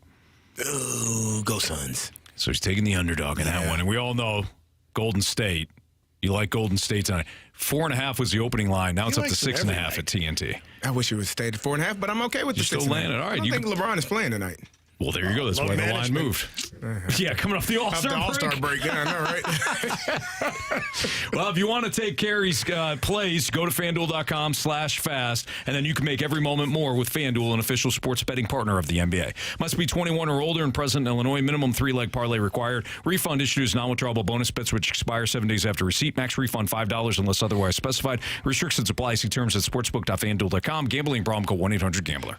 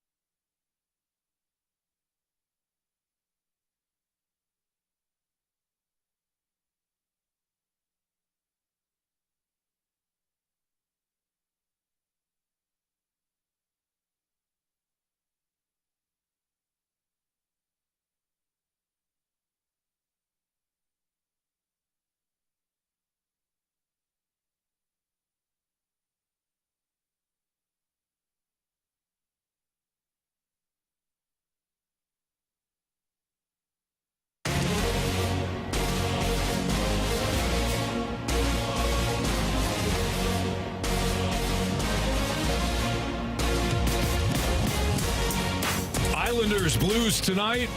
6 o'clock pregame right here on 101 ESPN. Here's Jamie's 72 keys to victory tonight for the Blues. No, we've only got a couple here tonight. One of them... Don't disappoint the fan base? That's fine. No, not disappoint the fan base. Time constraints, Anthony, And then you start acting silly and asking questions and, just all that stuff. But for the Blues, tonight... Tonight, you have to get more pucks and bodies to the net. It just hasn't been enough here recently. Some of the opposing goalies have just had a little too easy, as far as I'm concerned. So, heavy traffic, chaos, pucks and bodies to the net would be your first key. Second one here is, we talked about earlier, more puck movement from your defenseman. Getting involved in the play, getting involved in the offensive zone specifically, to where you're not just passing the puck around the outside. Your defensemen are in there with a purpose. Get the puck, walk the line, get the shot on net. Kind of ties into key number one of more pucks and bodies to the net, but now being a little more specific by activating your defensemen a little more. For me, I think physicality tonight. Get physical. Let's get physical. Olivia Newton-John said it first. I'm going to say it second. Let's get physical. Get physical. I mean, that was a great video back in the day. I'm not going to tell you. As a young, growing man, that was a good video. Very memorable. Mm-hmm. But also, it's going to be memorable tonight when the Blues get a little more physical and dominate the Islanders. That way, the Islanders do have some guys that are going to bring it, so that's why I say you got to respond. They've got their fourth line with Clutterbuck, Martin, Cizikas, and they got Mayfield on the back end, local boy Scotty Mayfield. So shout out to him coming back playing his hometown again. But you got to play that game. You got to get tough in the small areas like that, and I think you have to have a good start. You've got to build off something here. Score the first goal, get on the board, start to feel good about your game, and I think the rest will kind of take over from there. And special teams tonight, the power play's been hot. You got to score on your power play. Score the goals on your power play. Get the 5-on-5 goals. If you can get one power play goal tonight and you can score 2 5-on-5s, that puts you in an amazing spot. Puts 3 goals on the board, and you got Jordan Binnington between the pipes that, quite honestly, more often than not, he can shut that down for you. So those are my keys for the game. All right, let's get to the first goal of the game. Let's go, boys. We need you to score more goals. Get those loose pucks. Thomas to Kyrou. Score! Goal! No big deal. Game winner. All right, I think we're at the same standings.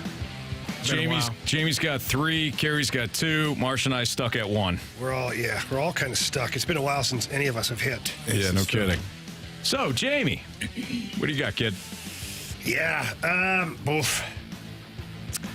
I think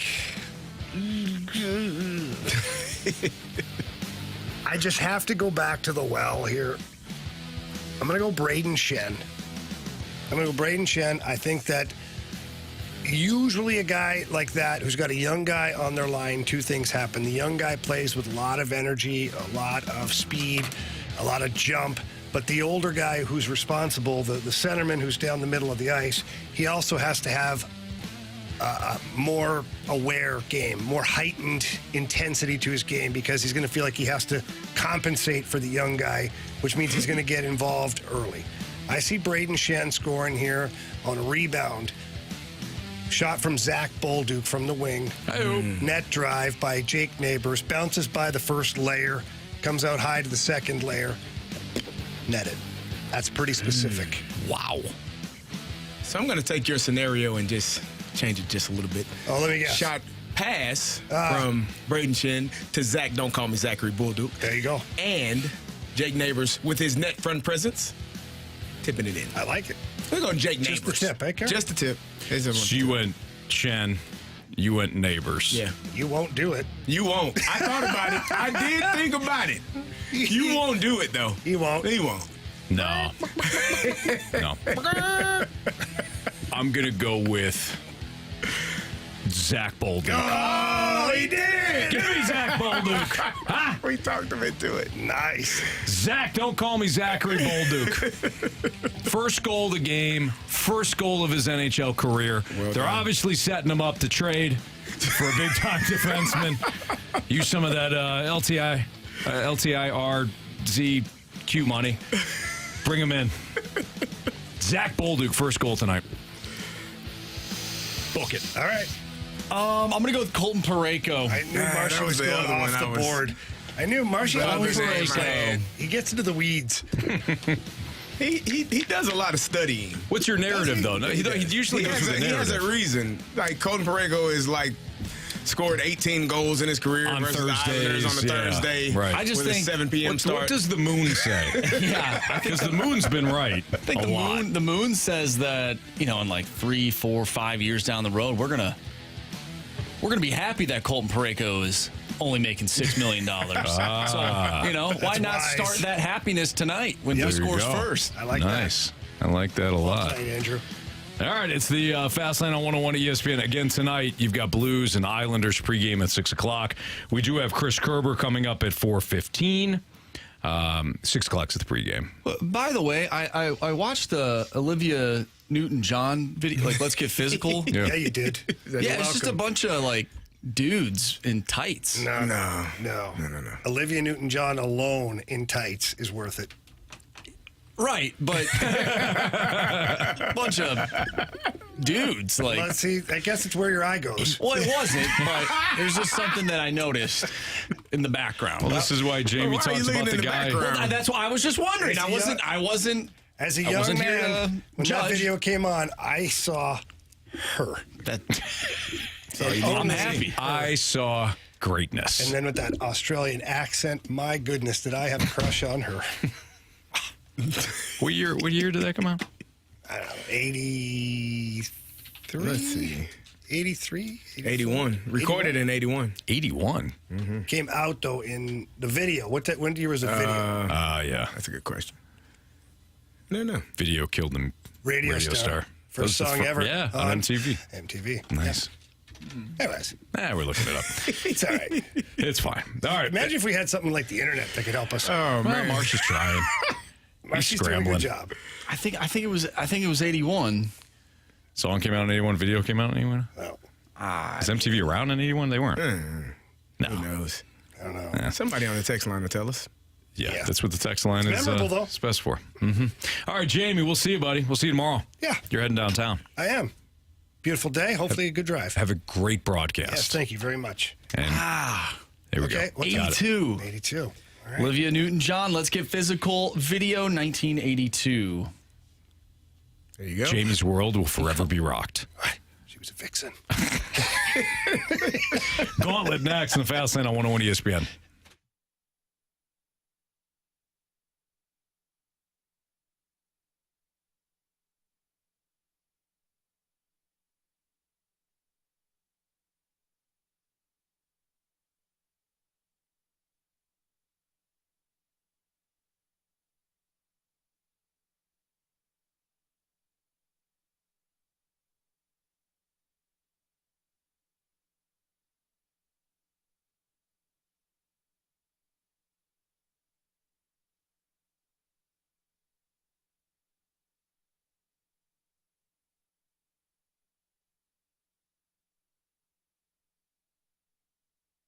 When you go to AutoCentersNissan.com, you're going to see that they have a wide selection of vehicles. And it's not just new Nissans. They've got pre-owned vehicles of different makes and models, different price points, obviously different interiors and different features. Auto Centers Nissan prides itself on having a massive inventory so that you can find the right car, truck, SUV, van for you at the right price. And when you head down to Auto Centers Nissan out in Herculaneum, you only have to go to one spot. If you've been through the car buying process before, you know that sometimes dealerships, they'll only have a small collection of vehicles like, we'll get that car in there for you. And then all of a sudden they got to drive out to like Philadelphia to bring in the vehicle. Not at Auto Centers Nissan Herculaneum. When they bring in a vehicle, they have it on their lot. They have over 700 vehicles right there for you to choose from, for you to test drive. And then they'll start talking about the other great features that they have. Financing options for everyone. that walks through the door. They've got, and that's good credit, bad credit, doesn't matter, 30-day return promise, nationwide they've got the lifetime complimentary warranty. Lifetime complimentary warranty on all new Nissans. Give you peace of mind before you drive off the lot. They also give you various service packages as well so that you feel like you're taken care of, because you are, from sale all the way to service. And you can do it all there out in Herculaneum, one spot. It's Auto Centers Nissan. Tell them Stalter sent you.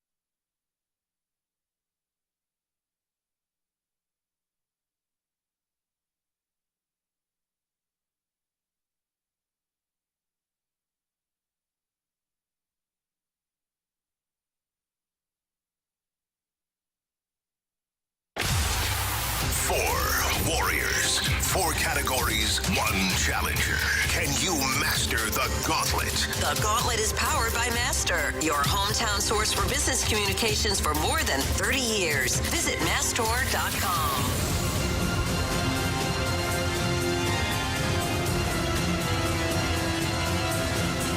Time for the Gauntlet here in the Fast Lane on 101 ESPN, where it's 4:01. Your time check brought to you by Clarkson Jewelers, an officially licensed Rolex jeweler. With Carey Davis and Andrew Marsh, I'm Anthony Stalter. Jamie's making his way downtown to cover the Blues tonight for Bally Sports Midwest. And we welcome Cole to the program. What's up, Cole? Fellas? First time in the Gauntlet? First time. Good. Well, welcome in. Would you like to take on Andrew Marsh, Carey Davis, or me in the first round? You know, my plan was Jamie, but that got switched up last minute, so I'm going to go with Mr. Carey Davis. All right, CD. Carey's going to make his way into the cone of silence here. Cole, go ahead and tell Marsh to spin the wheel. Spin that wheel, Marshy. All right, Cole, what are we hoping for? Anything but random. Anything but random, all right. Usually the wheel will spin random in this case. Yep. Unless it's nice. We have football today. All right, how you feel about football? Beautiful. Okay. Football, we had football weather yesterday too, right, Marsh? You did quite well in football. Thank you. All right, as Marsh is giving me the launch codes for football, just a reminder that every question that Carey and Cole are going to get today are worth 2 points. Unless Cole or Carey asks for the options, then those questions become worth 1 point. Cole, you ready? Ready. Tom Brady owns the all-time passing record with over 89,000 yards passing. Who is second on the all-time passing list? I'm going to go options right away. Drew Brees, Peyton Manning, Brett Favre. I'm going to go with Manning. Final answer? Final answer. Question number 2. How many teams did Brett Favre play for in his career? I'm going to go with 4. Final answer. Question 3, Cole. Which team did Brett Favre start his career with? That was the Atlanta Falcons. Final answer. Anthony might need your help on this one. Which team did Haloti Ngata play the majority of his career with? So which team did Haloti Ngata play the majority of his career with? Nailed it. I'm going to go Baltimore, the Ravens. Final answer. All right. Okay, cool. Well, welcome back, Carey, here in a second. How you feeling, man? Not too bad. Not too bad. Okay. Carey, I think, has his head down again. This is a problem here. It's becoming a problem with Carey. He's getting locked in. And He's getting locked in. Yeah, that was. That kind of concerns me. That was faster than I look up. Marsh is landing an airplane, waving his arms. What the heck is going on? Holy smokes. Doing the old Dobbs Tire and Auto Center. That's right. Yeah. Up, fixed, out. Wow. All right, really Carey. fast. Your category today is football. Okay. Well, all right. Marsh, go ahead, Zone. Yeah, pack a lunch. I know. That was quick. You ready? Ready as I'll ever be. All right, question 1. Tom Brady owns the all-time passing record with over 89,000 yards passing. Who is second on that list? Drew Brees. Final answer. Question number 2. How many teams did Brett Favre play for in his career? Packers. Jets. Vikings.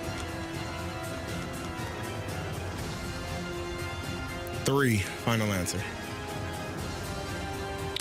Question 3. Which team did Brett Favre start his career with?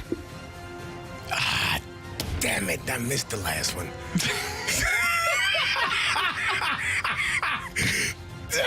The Falcons. Final answer, Carey? Final answer. Watching your face as you went was breathtaking. Damn it. All right, final question here, Carey. Which team did Haloti Ngata play the majority of his career with? It would have to be the Baltimore Ravens. Final answer. I hope. All right, let's go over these. I'm mad about the Brett Favre one. Let's start with the last question. Which team did Haloti Ngata play the majority of his career with? Cole, you said the Ravens. Carey, you said the Ravens. Correct answer is... It is the Baltimore Ravens. Neither of you needed the option, so we have a 2-2 tie. All right. Which team did Brett Favre start his career with? Carey, you said the Falcons. Cole, you said the Falcons. Correct answer is... It is the Atlanta Falcons. Neither of you needed the options for that one. We've got a 4-4 tie. How many teams did Brett Favre play for in his career? Cole, you said 4. Yep. Carey, you said 3. Correct answer is... It is 4. Yep. Cole did not need the options for that one. Goodness gracious. So we have a 6-4 lead for Cole. Tom Brady owns the all-time passing record with 89,000 yards passing. Who is second on that list? Carey, as you now know, you needed to not take the options, and you didn't. You said Drew Brees. We know from Cole taking the options that Drew Brees was an option. But Cole went with Peyton Manning. If it's Peyton Manning or the other option, Brett Favre, Cole wins today. If it's Drew Brees, we've got a walk-off. Cole.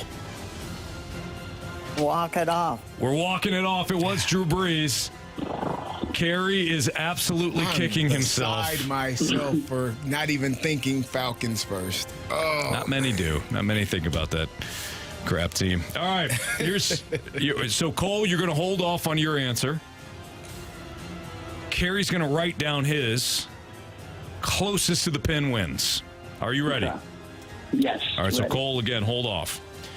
How many passing yards did Tom Brady throw for in his NFL career? How many yards passing did Tom Brady throw for in his NFL career? Carey's writing down his answer right now. Cole, you're going to hold off as soon as we see Carey's answer. it's like a lot. All right. All right, Carey is showing us now. Okay. Cole, what's your answer? This is tough. I'm going to go total passing yards, like 83,000. Final answer. All right, so Cole, you said 83,000. Carey, you wrote down 77,000.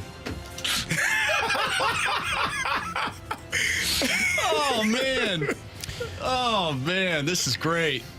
Cole. You have chosen wisely.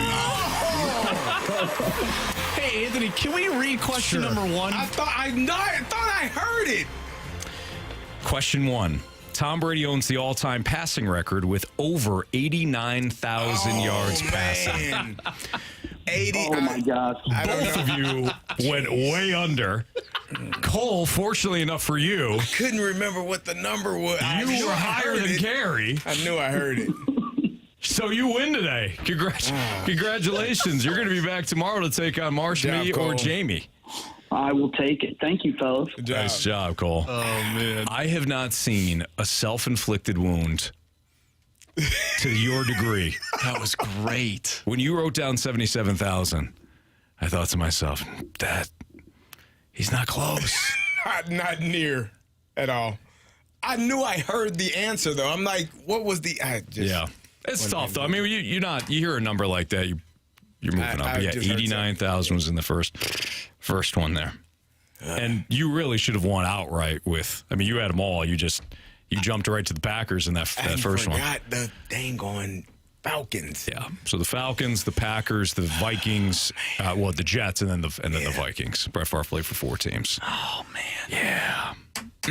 So right when I looked at the tiebreaker question, I immediately knew this is Gonna be This bad. is set up for This is set up for failure. This is like a 3,000 moment. Yeah. It really was. This is your 3,000 moment. Yeah. It is. Because I didn't hear the question clearly. So Jamie said like 3,000 stolen bases for Ricky Henderson. I said 3,000 games played for Jaromir Jagr.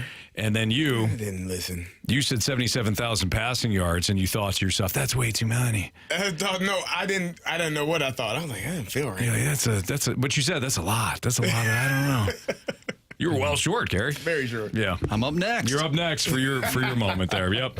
All right, the Blues take on the New York Islanders tonight. Our pregame starts at 6 o'clock right here on 101 ESPN. Alex Ferrario will have the pregame for you, and he'll be joined by, of course, our guy Joey Vitale and also Chris Kerber. And Chris Kerber's going to join us next. We'll talk about the NHL trade deadline, the game tonight, certainly, some other Blues-related topics next with Kerbs, the play-by-play man for the Blues, next on 101 ESPN.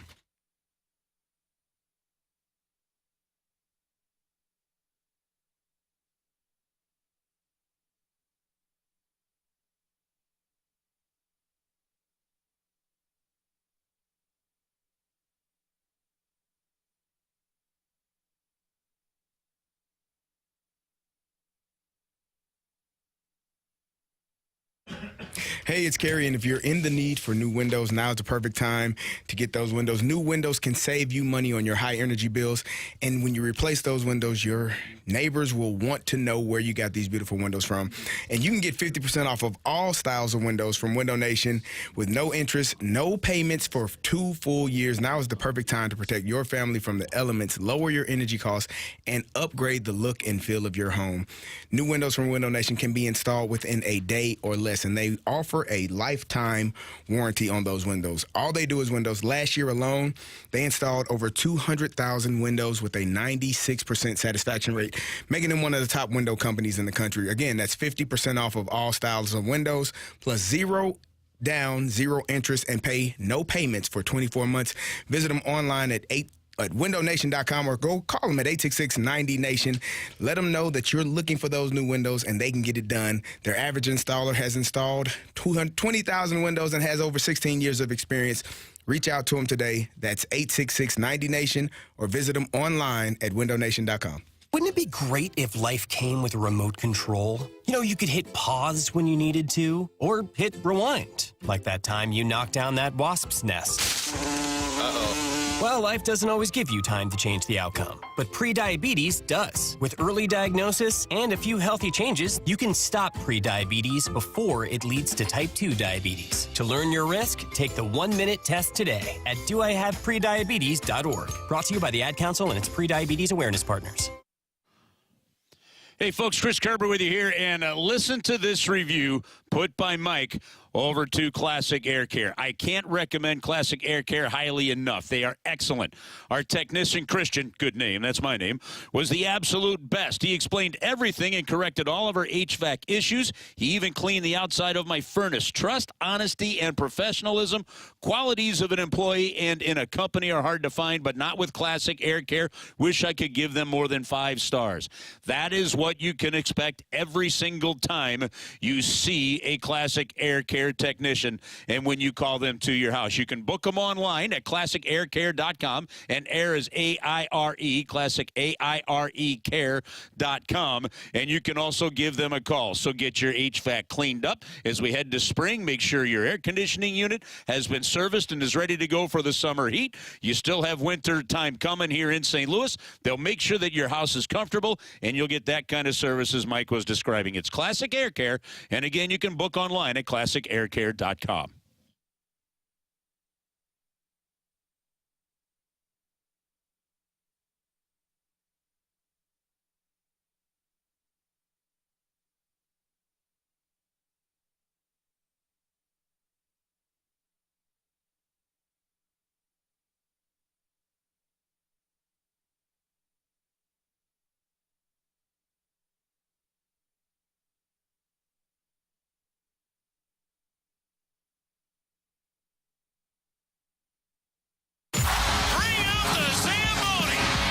Time for Curbside with the voice of the Blues, Chris Kerber. Brought to you by Scott Lee Heating Company, a proud Mitsubishi Electric Elite contractor.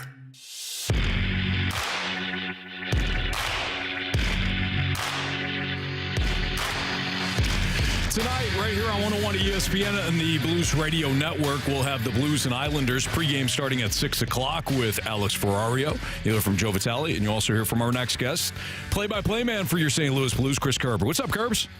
Anthony, I'm well. How are you today? Oh, you sound like you're down at the stadium already. I am. We're down in the booth just getting some prep work. We got a first game program tonight, which we do periodically throughout the year. They bring a bunch of kids that have never been to a hockey game of different ages, and we kind of go through the basics before they head out. So, oh, nice. A little early prep stuff tonight. It's actually a really fun program that the team had started up a couple years back. Boy, that is something, I take for granted a lot of the times when I walk into the station and studio, and I do this every day, but I bring my kids in or somebody's getting a tour and you can see how wide-eyed they are, and you're like, man, we do have a cool job. I'm sure you're getting that vibe right now with talking to these kids too.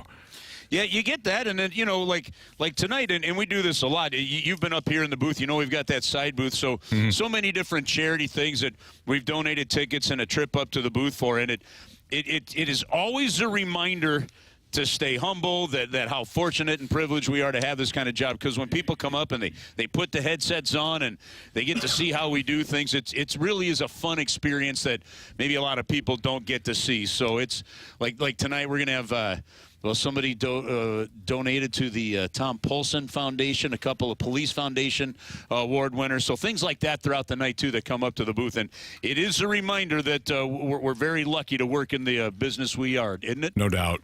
It definitely is. Curbs having an opportunity to start his first opportunity in the business is Zach Bolduc tonight. Look at this transition. You like that? I've been listening. Slick son of a. Paying attention. Nice been job. Watching you. Wow. Curbs, what do you think about Bolduc's first opportunity tonight, and what are some real expectations from him? Listen, Carey, when it comes to expectations for a guy playing his first game in the NHL, in all seriousness, I have zero, other than get through it. Honest to God, get through it and enjoy it. Win, lose, or draw, whatever. Get through and enjoy it. Even, you could be on the ice for full goals against, and there's going to be a time in your career where someone's putting a microphone in front of you going, oh, yeah, I remember my NHL debut, and I got just murdered out there, right? Okay, and it becomes a story. And you only get that first time once. You only get that first lap once. His parents had actually planned a trip down to Mexico. Wow. And so they had just the day before gone down to Mexico. They're not able to get up here for it. So we know at least 2 people in Mexico are going to be watching that, right? And, and hopefully, in the case of us, hopefully listening to tonight's game as well. So, they it's just going to be fun. Now, how is he going to be used? That really is what you're going to watch for, because he's being put on a line with Jake Neighbors and Braden Shen. The team knows what they're getting and the kind of conscientious 200-foot gain you get from Jake Neighbors and work ethic all over the ice, and obviously you know what you get from your captain, Braden Shen. You're not sure how that's all going to work out for Zach Bolduc, who could have first-game jitters, all that other thing. I would expect to see, and Drew Bannister told us that he's going to do this a little bit, I would expect to see that if there's a defensive zone start for that line, you might see another winger out there. You might see Bolduc getting more offensive zone starts where the defensive zone pressure is 180, 175 feet away from your own zone, that kind of thing. So I think Drew Bannister knows Zach Bolduc very well. He obviously was his first pro coach down in Springfield this year. In talking to Zach, there hasn't, honestly, organizationally, at least not even when I've asked questions without a microphone on, there hasn't been a whole lot of angst over the fact that he hasn't had a great offensive year down in Springfield. There's been so much positivity about his all-around game that they feel the offense will come in and had started to. So I'm excited for him. I'm excited for his family. I mean, it's a lot of work, a lot of dedication, a lot of driving to rinks by moms and dads, maybe grandpas, brothers, sisters, whoever it may be. And it's a cool moment tonight for the young man. Chris Kerber joining us right now on the Fast Lane on 101 at ESPN. Kerbs, we were talking about this a little bit earlier. It feels like, and it's not just because they have the same number of points, but it feels like the Islanders are the Blues' mirror image from the Eastern Conference. Even stylistically, they look a lot alike, or maybe roster build. Do you feel the same way? We're about to see 2 teams that are going to do the Spider-Man thing where they're looking at each other. Yeah, you know what? You see 2 teams that have obviously the same number of points, even though there's a 6-win difference, but that's because the Islanders have lost 14 games in overtime. They've gone to more overtime games than anybody in the league, and the Blues have the second-best overtime record, which is why they have the 29 wins, right? So to your point, Anthony, I think it is. And I think what also makes them similar is not just a coaching change situation during the year, all that kind of thing. They're a team that you just don't know what they are. Yeah. And like if I bring up Vegas, even with LA's struggles and an eventual coaching change there, you know what LA is. Okay? They have to play a certain style. The Blues, they know that at times they can be a rush team and be very good at it. They also know that is not a sustainable style of winning hockey. They know that they are one of the worst teams in the league in terms of shots on goal, high chance scoring opportunities, things like that, compared to what they give up, and yet they're finding a way to survive. Now, if Drew Bannister had not turned the power play around when he got here, this Blues team is so far out of the playoff picture, we're not even having a discussion right now about Bolduc playing up here. So, to me, the Islanders are quite the same. They're a group of guys. There's not really an identity. There's not really a superstar on the team. They've got to be the sum of their parts, and they've been at times very good and at times very inconsistent. Put that in the blender, and to all of you bettors out there, good luck tonight. Curbs, we were talking to Jamie about this, and I wanted to get your thoughts on it. The Blues had struggled, as you said, with the power play until Drew Bannister got here, but now it seems that the 5-on-5 is struggling. How do they get both of those sides, both of those groups working at the same time? Well, you know what, Carey? Honestly, I don't think the 5-on-5 has struggled all year long. Mm-hmm. That just hasn't been fixed. You know, like I said, the difference in you're good enough to play close games against a lot of teams, and the biggest reason is you've had fantastic goaltending in both Bennington and Hofer throughout the year, right? That see a lot of rubber. I don't think you fix it. I honestly don't think you fix it. I think you continue to tweak little part because you're what is this game number? This is game number 56. Right, you're all of a sudden, there's not going to be an aha moment that happens tonight when it comes to 5-on-5 hockey. Okay, that's just, I mean, how many times when you guys were in the huddle, you're like, okay, things are going against us, and like it just doesn't turn on a dime, right? It builds, doesn't it? Yep. So to me, what Drew Bannister is looking for is just the continued hammering in, get the puck in deep. Make the smart decisions with it. If we have to stay more of a rush team and score off the rush, when we don't have the rush available, make the other team go back and get it so we can get some good defensive structure, things like that. You might be looking for little improvements of more guys getting to the net. They were working again today on net front presence, things along those kind of lines. The other thing that would help this thing 5-on-5 is you've got some guys and top 9 guys in some big scoring droughts. You're not getting enough consistent offense from Hayes and Kapanen and Saad. Braden Shen now in the last 7 games, I think it's without a goal or 1 goal in the last 7, something like that. You're going to have to get some more balance there. And to get that balance, I think those guys just have to keep shooting the puck and try. So I don't know that there's something that you really fix other than you've just got to find a way to keep surviving like you have been. And the difference is when they were winning, they take those close games into the third period and find a way to win. Last 2 games, close games going into the third, you found a way to lose. That's how delicate these final 27 games are. Kerbs, switching gears a little bit, the Vegas Golden Knights have come under scrutiny, and they're not the only ones, and they're playing within the rules, and this is something that you had kind of tweeted about, but using the long-term IR to their advantage. We've seen this out of Tampa Bay. We've seen this out of Vegas. They shift players on and off the IR, and a lot of them go to the IR, and then they could free up some cap space to add players at the deadline, and all of a sudden those players magically come back for the playoffs, and it doesn't count against their cap. It's not a Vegas problem. It's an NHL problem. Do you agree? Yeah, 100%. So you're right. I did tweet about this earlier today when I saw the news about it. Now he's not on LTIR, but Mark Stone being out, and it said he could be for a while. And there are some reports that Eichel could be closer to returning. But for the fans, a quick snapshot of this: you have the salary cap in the National Hockey League. The salary cap does not apply to the postseason.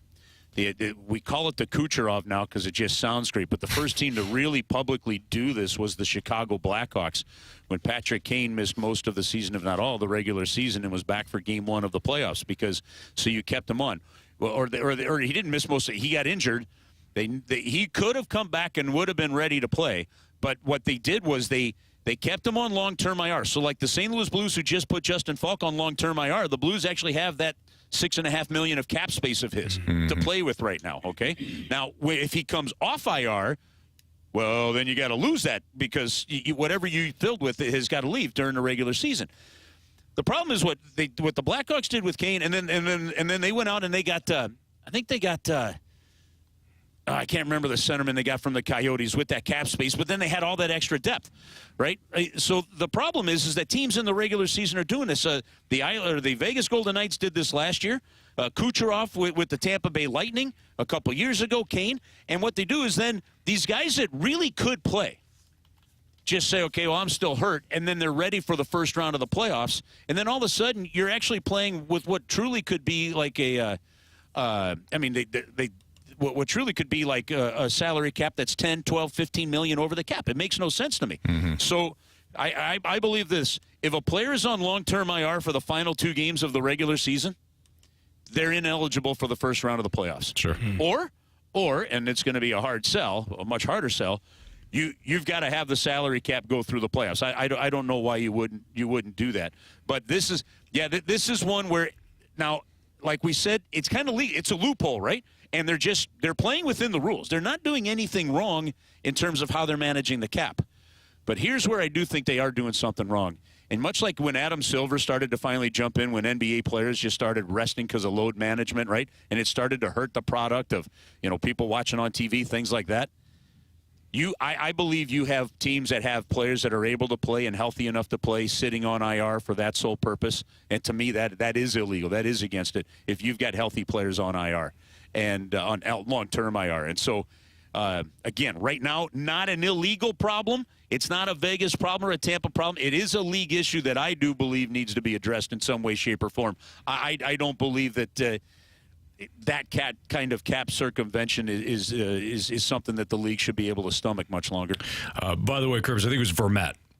Yes, Antoine Vermette. Yep. Yes. That's who they acquired for a first-round pick. And when they that's it. And because it just doesn't I mean, okay, we're going to put a guy on IR, and then, Vegas will put a guy on long-term IR. Well, that's how they find the $10 million in cap space to bring in Jack Eichel. Right?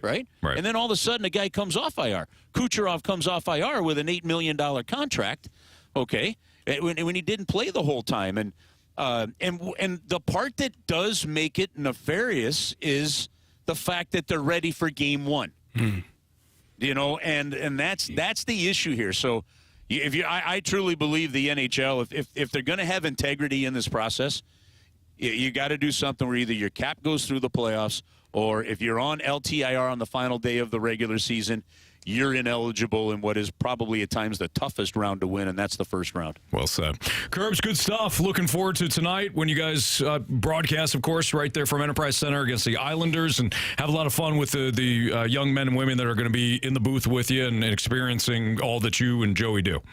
Yep, it'll be a lot of fun. Good stuff. Talk to you guys next week. All right, thanks, Curbs. All right, see ya. That's Chris Kerber, voice of the Blues, right here on 101 ESPN. We do have our Sports Six-Pack next, so if you have a question for us, Air Comfort Service tax line is 314-399-9646. Send your question in. Sports Six-Pack next.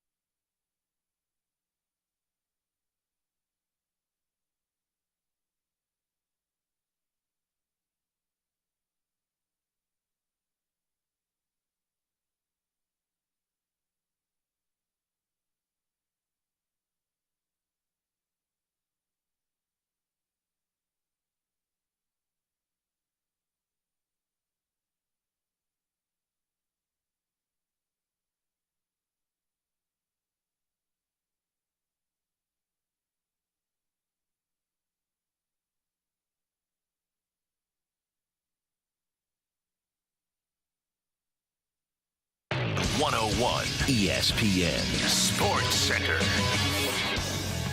I'm Andrew Marsh. It's time for a Sports Center update driven by Johnny Londoff Chevrolet and Johnny Londoff Autoplex. We just got done talking with Chris Kerber, voice of the Blues right here on the Blues Radio Network. You'll hear him tonight as the Blues take on the New York Islanders. Pregame starts at 6. Puck drop is at 7. And like I said, you can catch that action right here on 101 ESPN. We have our Sports Six-Pack coming up next. So if you have a question that you want to send our way, do so using the Air Comfort Service text line, 314-399-9646. Sports Six-Pack coming up next. And of course, if you've missed anything from today's show, make sure you go to 101ESPN.com or check out the free 101 mobile app. Just head to the podcast page. You'll find all of our interviews and full shows there. And it's all brought to you by Dobbs Tire and Auto Centers. This Sports Center update is driven by Johnny Londoff. Find new roads and shop 24/7 at Londoff.com and LondoffAutoplex.com. Are you kidding me?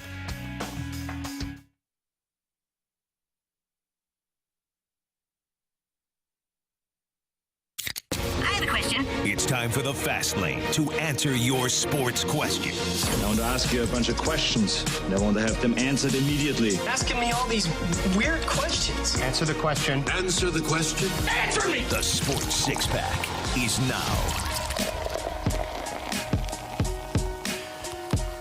Time for the Sports Six-Pack here in the Fast Lane on 101 ESPN. If you got a question, you can always send it to the Air Comfort Service text line at 314-399-9646 with Carey Davis. I'm Anthony Stalter. Here is Andrew Marsh. Question number 1.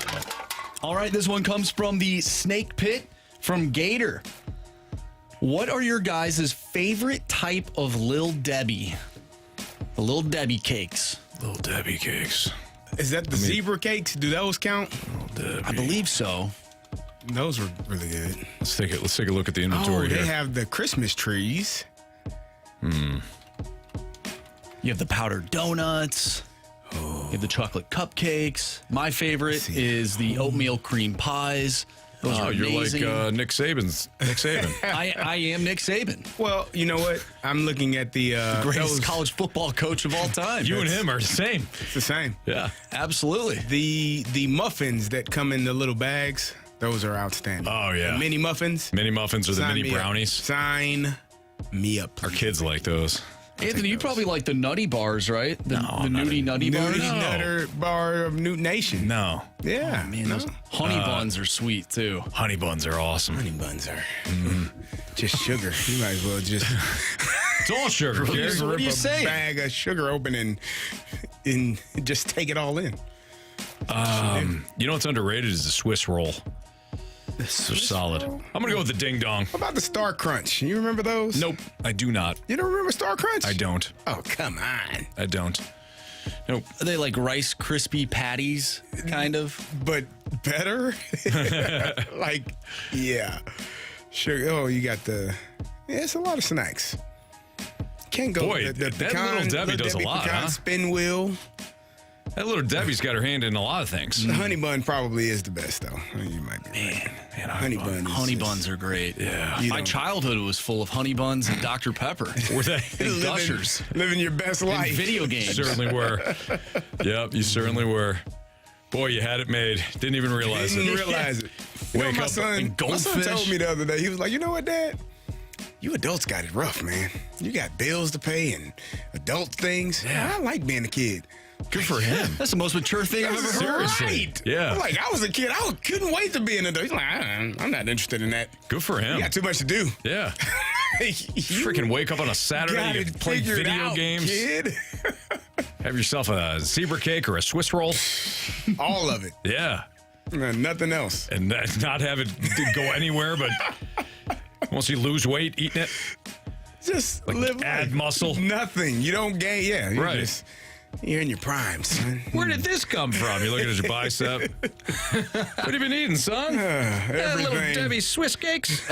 For 25 years. Yeah. All right. So do we choose? Because I feel like we gotta land Honey the plane buns. here. I'm good with honey buns. All right. Good with that. I'll go with the just Swiss sugar. roll. I thought we were coming to a team consensus. team consensus. Then Honey Well, Buns. listen, it's Honey 2-1, so he's with the Honey Bun. No, Honey Bun for I mean, sure. if we're picking our own, I'd pick the oatmeal cream pie. Oh, No, but let's we're come coming to together let's come as a to team. us. Yeah, Honey Buns. It's got to be. Honey Bun. It's going to be the Honey Bun. Question number 2. These are solid. All right, speaking of growing up and being an adult, if you could go back in time, knowing what you know now as an adult, yes? She doesn't do the moon pie, does she? Little Debbie? She doesn't do the moon pie. 'Cause I got to tell you, moon pie is incredible. I don't see it on this list. You have a couple of bites in the moon pie. You're like, I can't believe I've never been a moon pie fan. most of this is still there. I've never. Let's see. You have 3 bites of a moon pie. You still got 3/4 of it cream left. pie. The zebra cakes would still be my. Zebra cakes were awesome. Yeah, I don't know. No, I don't think that's a little moon pie. Debbie had her hand in the moon pie. No? I Okay. think it's a different person. Everything else. Yeah. Sign me up for a moon pie. Yeah, it's not part of the assignment. I don't know who makes the moon pie, but I do appreciate a good moon That's pie. like saying, give me Twinkies. Like, little Debbie had no hand in the Twinkies. That's Hostess. Okay, well, who makes the moon pie? I don't remember. I don't know. Let's see. Moon pies are. Moon pie. Is it double-decker? I don't know what that is. I don't even know. That sounds awful, though. You like A those moon things? pie? Oh, yeah. No, that yeah, they're sounds solid. terrible.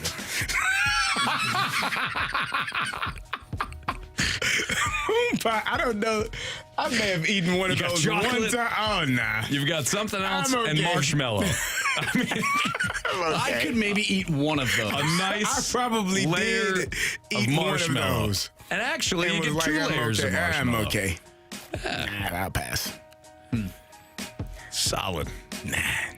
Anyways, you could go back in time, knowing what you know now as an adult. Yeah. Is there any point in time that you would change?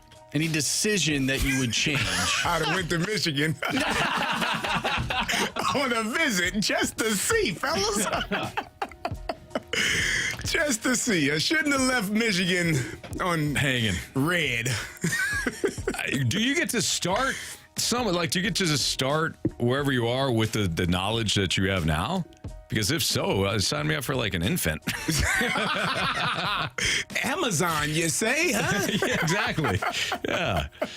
Apple. I got a good feeling. Got a good feeling about this Not those company. in the Apple. refrigerator. I got a different apple in mind. Yeah.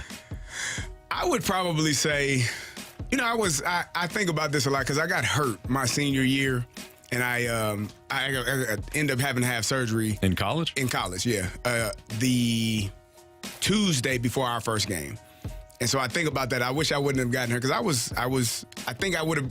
My coach told me at the end of the year, and I didn't know what he meant.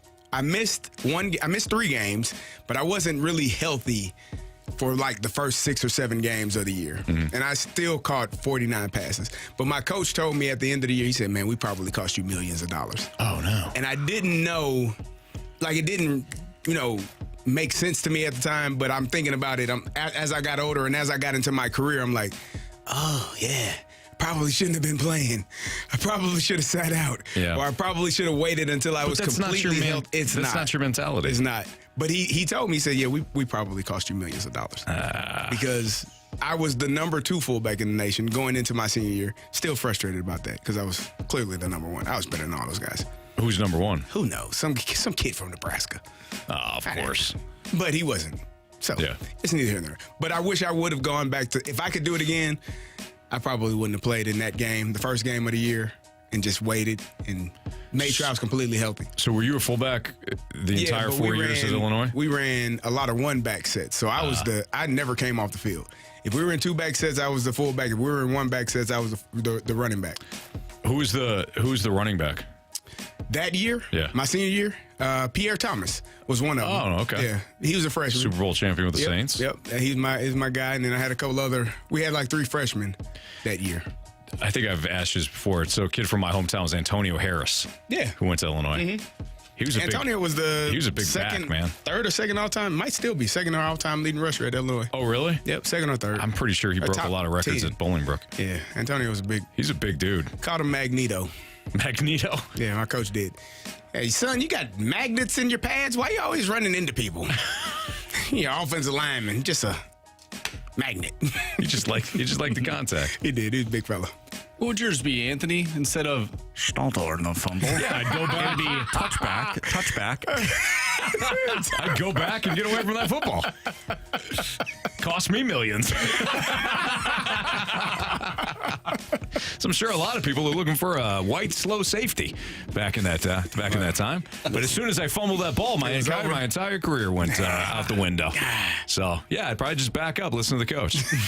Knowing me, I'd still probably field it. Because you were going to score. I was going to score. In your mind. On defense with no punt return. That was called. Yeah. Nobody on that defense played special teams. That's what was going to catch them off guard. Exactly. Yeah. You picking that ball up and running it back. Yeah. Nobody blocked because they weren't supposed to. I was just supposed to get away from the damn ball. 1 on 11. Stuff happens. Like I said, I could avoid my coach because I had to stay out and play defense again. So it all worked out. But yeah, no, I'd definitely not. I wouldn't field that punt, Marsh. Who knows where I'd be now? We have no idea. Probably right here. Question number 3. From the 217, do you suspect MLB teams, execs, owners are just sick of Scott Boras and unwilling to deal with him unless desperate, because certainly not collusion? Yeah, I don't know. I don't know what. I mean, it's not like it's not like Scott Boras is new to the scene. He's been around forever. He's used similar tactics before. I don't know why his clients this year, for whatever reason, have it's now gone into spring training and these guys are not signed. I don't know. You think it's him specifically? Well, I gave my theory yesterday to this, and Jamie kind of walked down the same path with me. If you think about Cody Bellinger, Blake Snell, Jordan Montgomery, and who they want to play for, they likely want to play for contenders. Well, Major League Baseball has never been more top-heavy than right now. You really only have like 5 teams that could win a World Series. Mm-hmm. So if they want to play for a team that has a legitimate chance of winning a World Series, you have shrunken that list now. Right. Maybe you don't want to pitch in the Midwest, or you don't want to pitch on the East Coast, rather pitch on the West Coast. Well, now you shrink those teams down even more. I can't imagine that a team that is got some money but isn't necessarily a contender wouldn't make a good offer for Montgomery, Snell, or Bellinger. I mean, you think the Cubs haven't offered him a pretty good contract? Yeah. But if he's holding out because he wants more, or he feels as though that the market isn't, that's not his fair market value.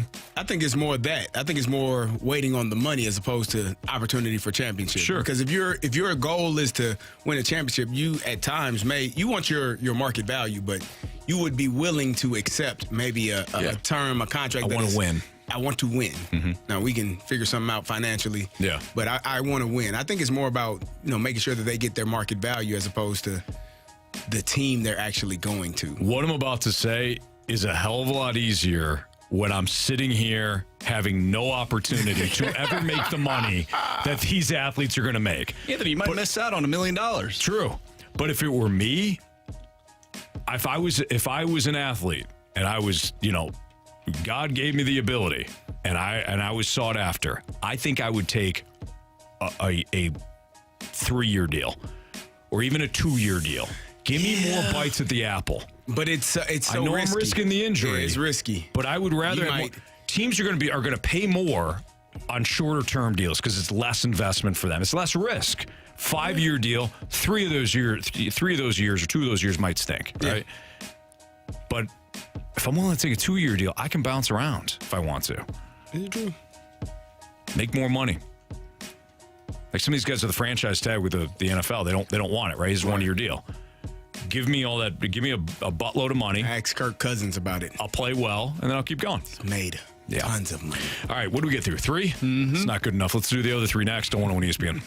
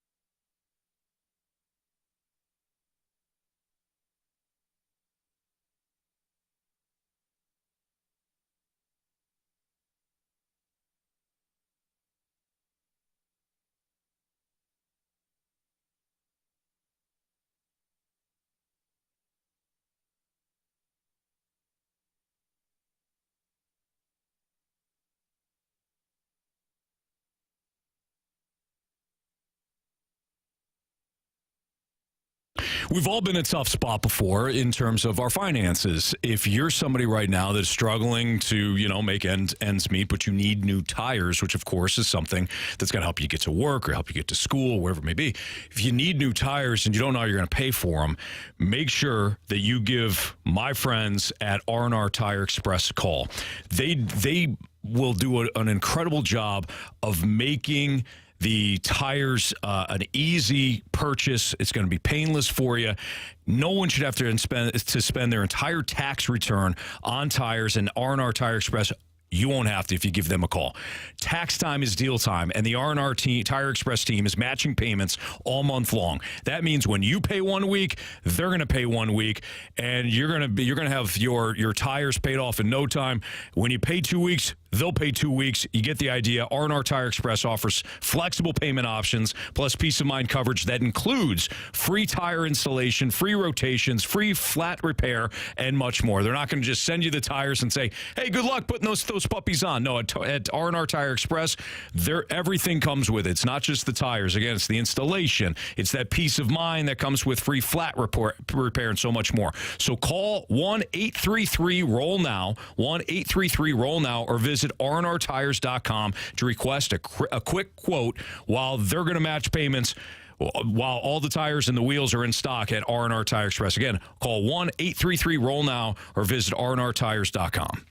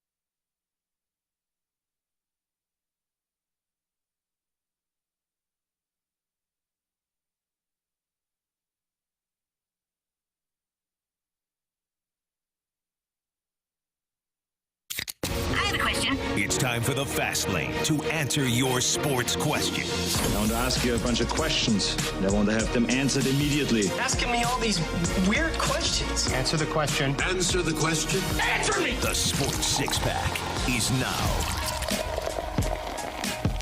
All right, time to finish off the Sports Six-Pack here with the final three questions. Question 4, please, Mush. Question number 4. All righty. From the 636, what do you think is more likely to happen? Lance Lynn has a sub 3.5 ERA, or Nolan Gorman hits 35 home runs in 2024? I'll take Nolan Gorman hitting 35 plus home runs. I'm with you there in that one. I don't think Lance Lynn is gonna have a sub 3.35 ERA. I don't know the last time he did that. Let me look this up. I'm looking it up now. I'm trying to figure it out. Lance Lynn 3.35 ERA. Let's see here. Well, okay, you got one in 2021. He had a 2.69, but that was that the strikes? I mean, not strike. That wasn't COVID. That was a regular year. 2.69, 28 starts. 21. Okay, well, 157 innings. Yeah, not bad. So our apologies to Lance Lynn. I don't think he's going to do it here, though. It's a while ago.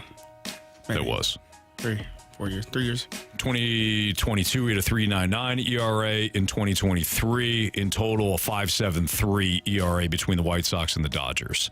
So the last 2 years, his ERA is actually, for his career, is 3.74.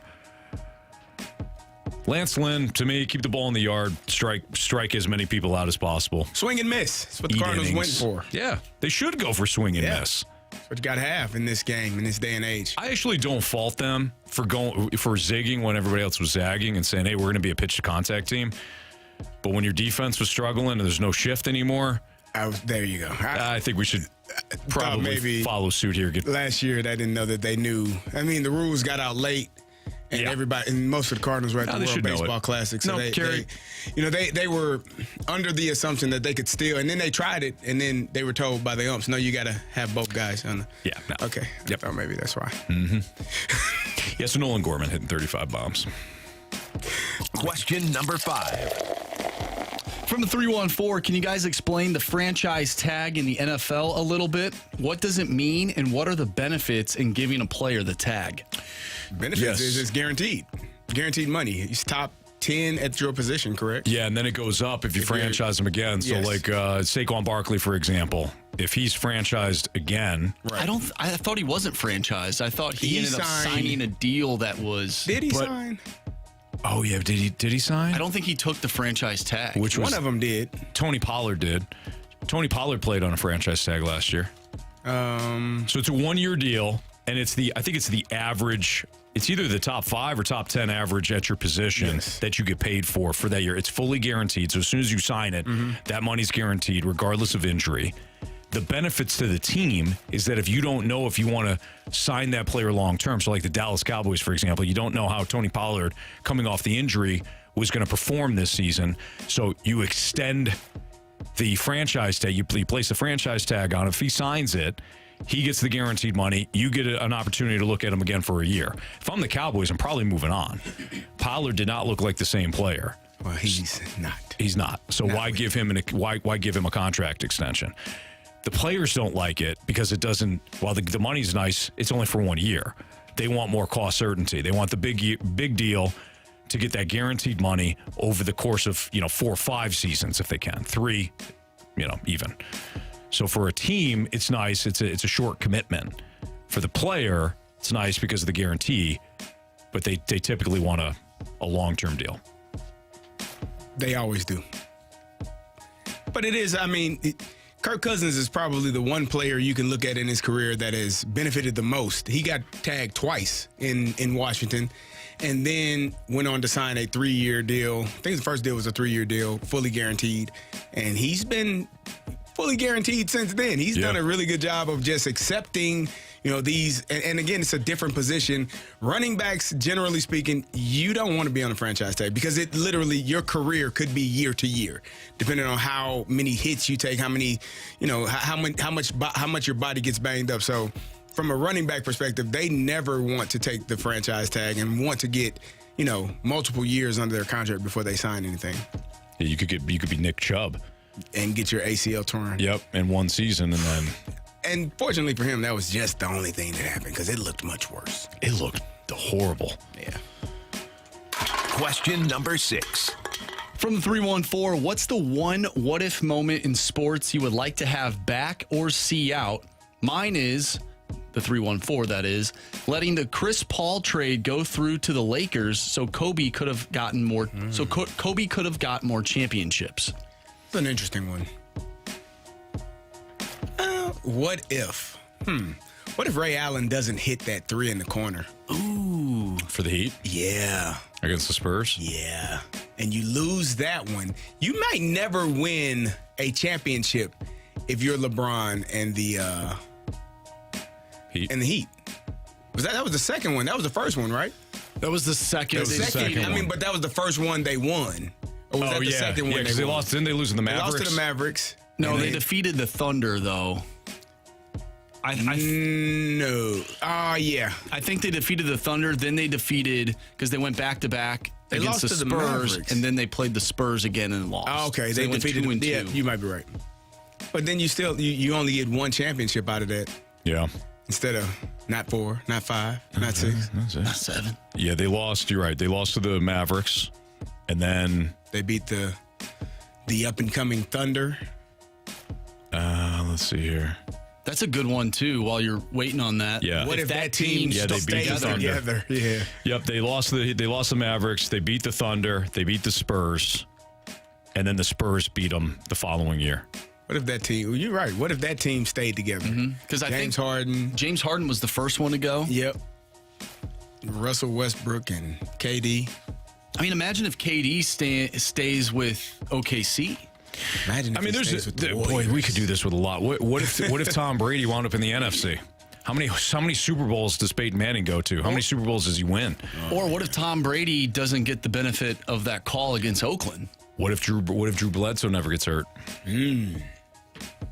Is there a Tom Brady? You could say the same thing about Kurt Warner. You could say the same thing about Kurt Warner. Yep. I mean, you could do this with everything. What if? I don't know.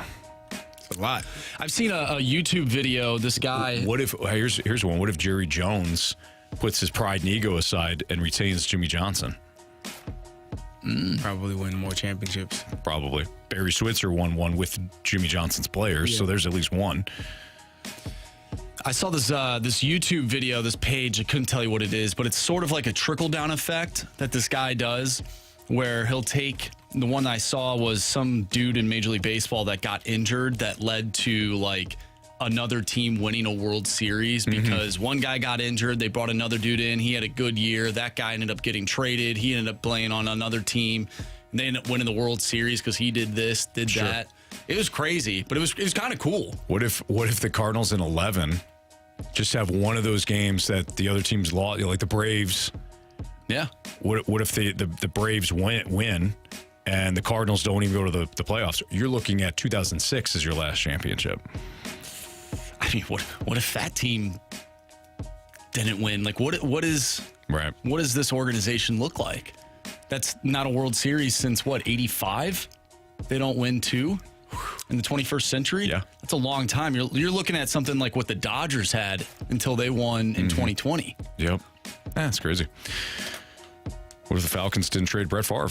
What if the Falcons finished that game and won? What if the Falcons were good? What if the Falcons? What if Michael Vick didn't have a horrible hobby? I mean, an absolutely That's a terrible hobby.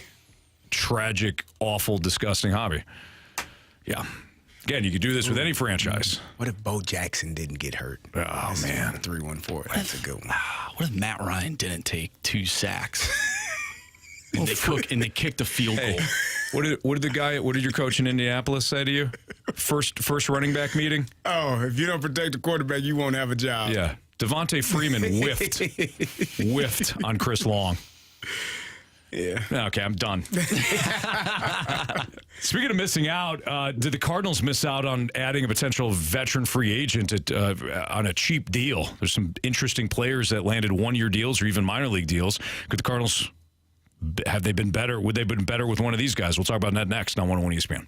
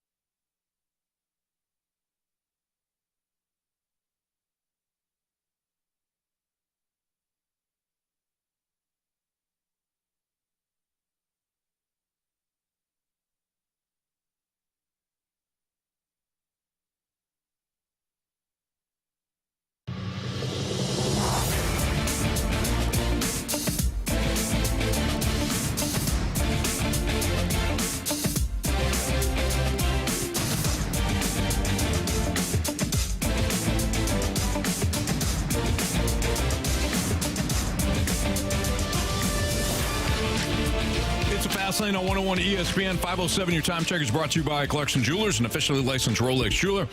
Jamie heading downtown, or well, he's probably downtown at the He left an hour ago. I don't. Hey, you never know about traffic, Carey. Okay, yeah, you're right. We're not in the truck with him. Right. He's probably downtown already. He's covering the Blues for Valley Sportsman West. You can listen to him right here on 101 ESPN, though. Pregame starting at 6 o'clock with Carey Davis and Andrew Marsh. I'm Anthony Stalter. What do you got, Marsh? I was just wondering, you think Jamie's parked out front of the Enterprise Center? I do, yeah. If you know Jamie, no matter what it is, he'll just park out front and then tell whoever it is, like, yeah, I'm with the station or I'm broadcasting or whatever, which walk right in. He's the epitome of just act like you've been there, act like you belong. Man, yeah, it's his car with his like paper sign. Yeah, 101 ESPN. Doesn't marker, just puts it right there in the window. He's a beaut. In pencil. In pencil. So Brandon Weil tweeted this out. He's with the Score. We're seeing a lot of team-friendly deals being signed by veterans. Tim Anderson with the Marlins, 1 year, $5 million deal. Gio Urshela, Detroit, 1 year, 1.5. Ahmad Rosario, 1 year, 1.5 with Tampa. Randall Grichuk, Arizona, 1 year, $2 million. Jerickson Profar with the Padres, 1 year, $1 million. Then he listed David Peralta, Luke Voigt, Eduardo Escobar, Daniel Vogelbach, Jesse Winker, G-Man Choi. They all took minor league deals. And March pitched the idea of, did the Cardinals miss out on signing a veteran player at a very cost-controlled deal? Not a cost-controlled, just a cheap deal. Would you have rather seen the Cardinals, Carey, add one of these players as opposed to going into spring training with Matt Carpenter or Alec Burleson or some of these other guys that are going to be at the bottom of the roster? I mean, I was going to say they signed a cost-effective veteran. They did. Matt Carpenter, $740,000. What more do you want? That's how you spend your money, Anthony. Anthony, listen, let me show you something. Oh, boy. When you're talking about spending money in the St. Louis Cardinals, we do it right. We got a veteran leadership person that can not only lead us on the field, but lead us off the field. Teach you how to be a pro. Is when we signed Matt Carpenter, that's what we were looking for. You're talking about people, what names did you say? How much are they spending on those guys? Doesn't matter, because we aren't. Because we are focused on winning championships, but at a cost-effective way. We're trying to make sure that we are going to win championships, but we're also going to be smart and not frivolous with our funds. You're going to be frugal. Yeah, that's a bad word. Frivolous, no. Frugal, no. Smart, yes. Frugal is, it's just... That sounds bad, Anthony. It just sounds bad. It's not the way we do things here, St. Louis Cardinals, okay? It's not the F word you want to use. It's not the F word we're looking for. Family-friendly contracts is what we're looking for. Those are the Fs you're looking for there, Stalter. All right? Yeah, gotcha. I hear you on that one. A minor league deal for Jesse Winker, I think would have been attractive for the Cardinals. Jesse Winker's coming off a terrible season with the Milwaukee Brewers. There's really no getting around it. He has 65 WRC plus. It's terrible.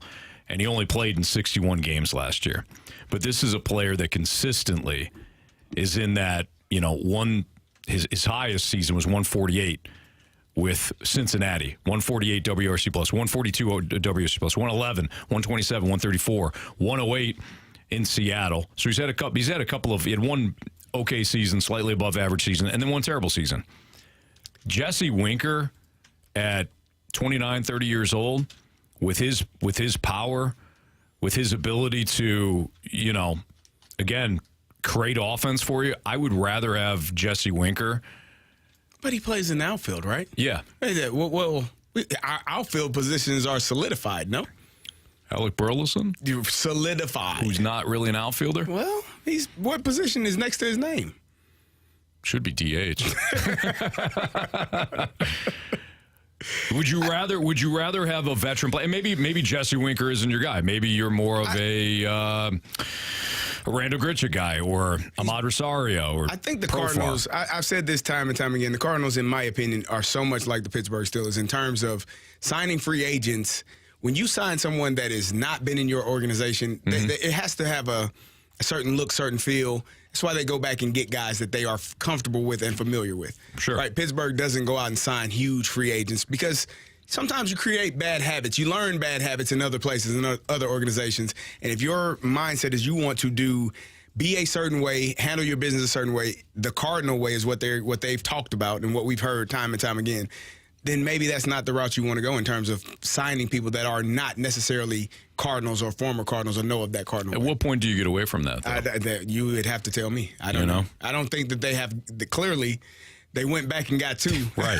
So they haven't gotten too far away from it. Yeah. And so maybe there needs to be something established where there is a different way of going about things. But right now, this is what you get. And I think if you're signing people, it's with the expectation that those people are going to help the team. And so the Matt Carpenter signing, we all kind of understood what that was because he has been here. Mm-hmm. He's played for this organization. He's been here. He's had a crucial component to what they were doing at one point. But now that's not expected of him. But if you were to sign Winker and say, okay, be a veteran leader.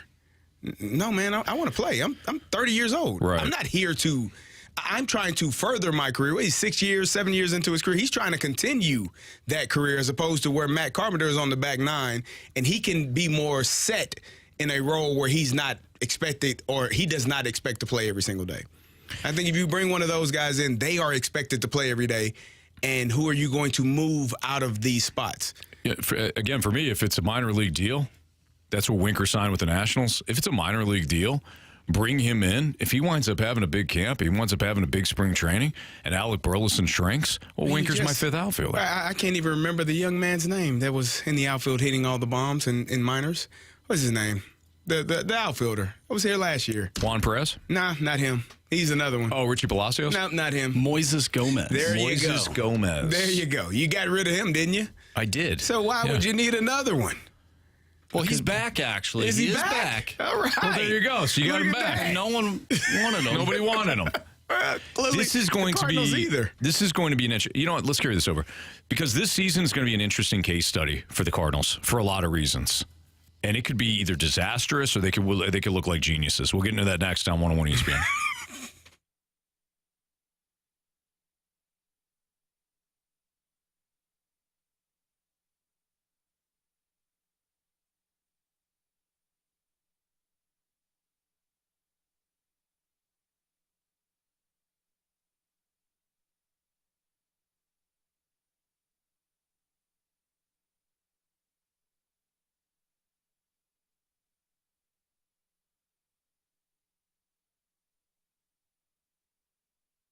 Hey, it's Carey, and if you're a contractor or you own a business that needs recycling, then you need to know about my good friends over at Scrap Mart Metal. They are tailor-made for your business to meet your schedule and your budget.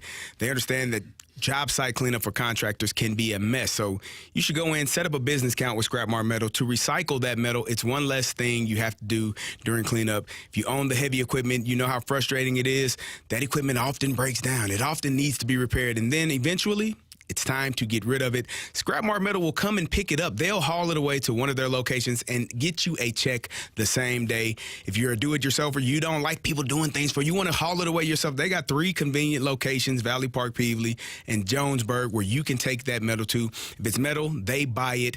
Again, they offer a convenient drive-on scale, and they will give you the highest payout, and you will always get top dollar for your scrap metals. Just visit them online at scrapmartmetals.com. My guy Lucas can talk to you about setting up a business account, get you rolling, get you in, get you out. It's scrapmartmetals.com, and tell them Carey sent you.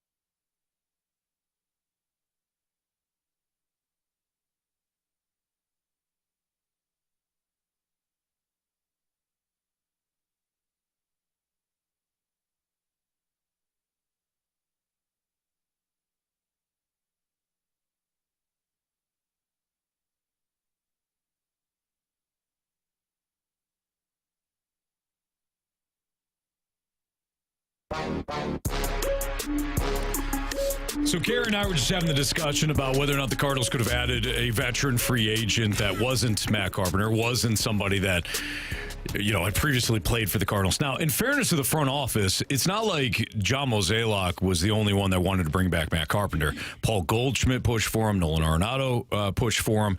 They wanted Matt Carpenter back. Nolan Arenado discussed recently about how, it'll be nice to have Matt Carpenter in here, hold people accountable, show youngsters the right way and all that. This is going to be an interesting case study for 2024, Carey. The 2024 Cardinals are going to be an interesting case study because, in my opinion, this Cardinals team, when faced with either the opportunity to get a little risky, roll the dice a little bit, or play it risk reverse, be risk averse, the Cardinals will always be predictable. They are going to avoid the big time risk. They are not going to go for the high ceiling player if that same player has a low floor. If that player has a high floor for that season and a low ceiling, sign me up if you're the Cardinals. That's what they do. Taking the safe bet. They are taking the safe route consistently.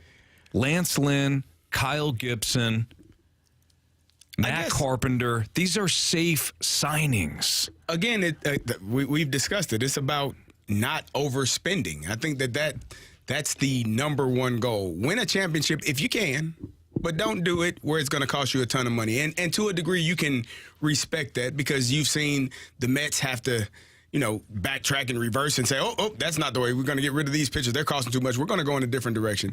San Diego Padres spend a lot of money. You have teams that have spent a lot of money with nothing to show for it. Yeah. I think the best way to go about it is finding players that can play and paying them what they're worth. I think that's the best way. Sometimes you're going to have to play, but they in their defense, they pay Nolan Arenado a handsome salary. Yeah. He's getting paid pretty well. They have a few players that they pay pretty well. Wilson Contreras signed a nice deal last year. That was a really good contract for him. So they aren't afraid, but I think we are always wanting more as fans. Why won't we go out and Blake Snell is still out there? Jordan Montgomery is still out. I thought they should have signed Jordan Montgomery last year around the same time that they re-signed Miles Michaelis. I thought that those two should have been hand in hand. Neither were performing stellar at the time. Probably should have went on and got that done. But you didn't. You traded Jordan Montgomery at the trade deadline, and now he's still looking for a job. I think the issue that we have as fans is we feel like there's more that can be done, and they feel like, nope, we did enough. Absolutely. You're absolutely that's right. the part that is frustrating for fans. Like, yes. No, there's still more. But according to them, that's sufficient. And now you will get to see here in a month or so, a couple months, whether or not this is enough or should they have done more. They should have done more. But at what position? I mean, Pitching. They Carey. They went and they told you look at this us. rotation. Don't just compare it to last year. I have to compare it to last year because they got better than last year. But last year was absolutely horrible. Atrocious. I agree. But it's better.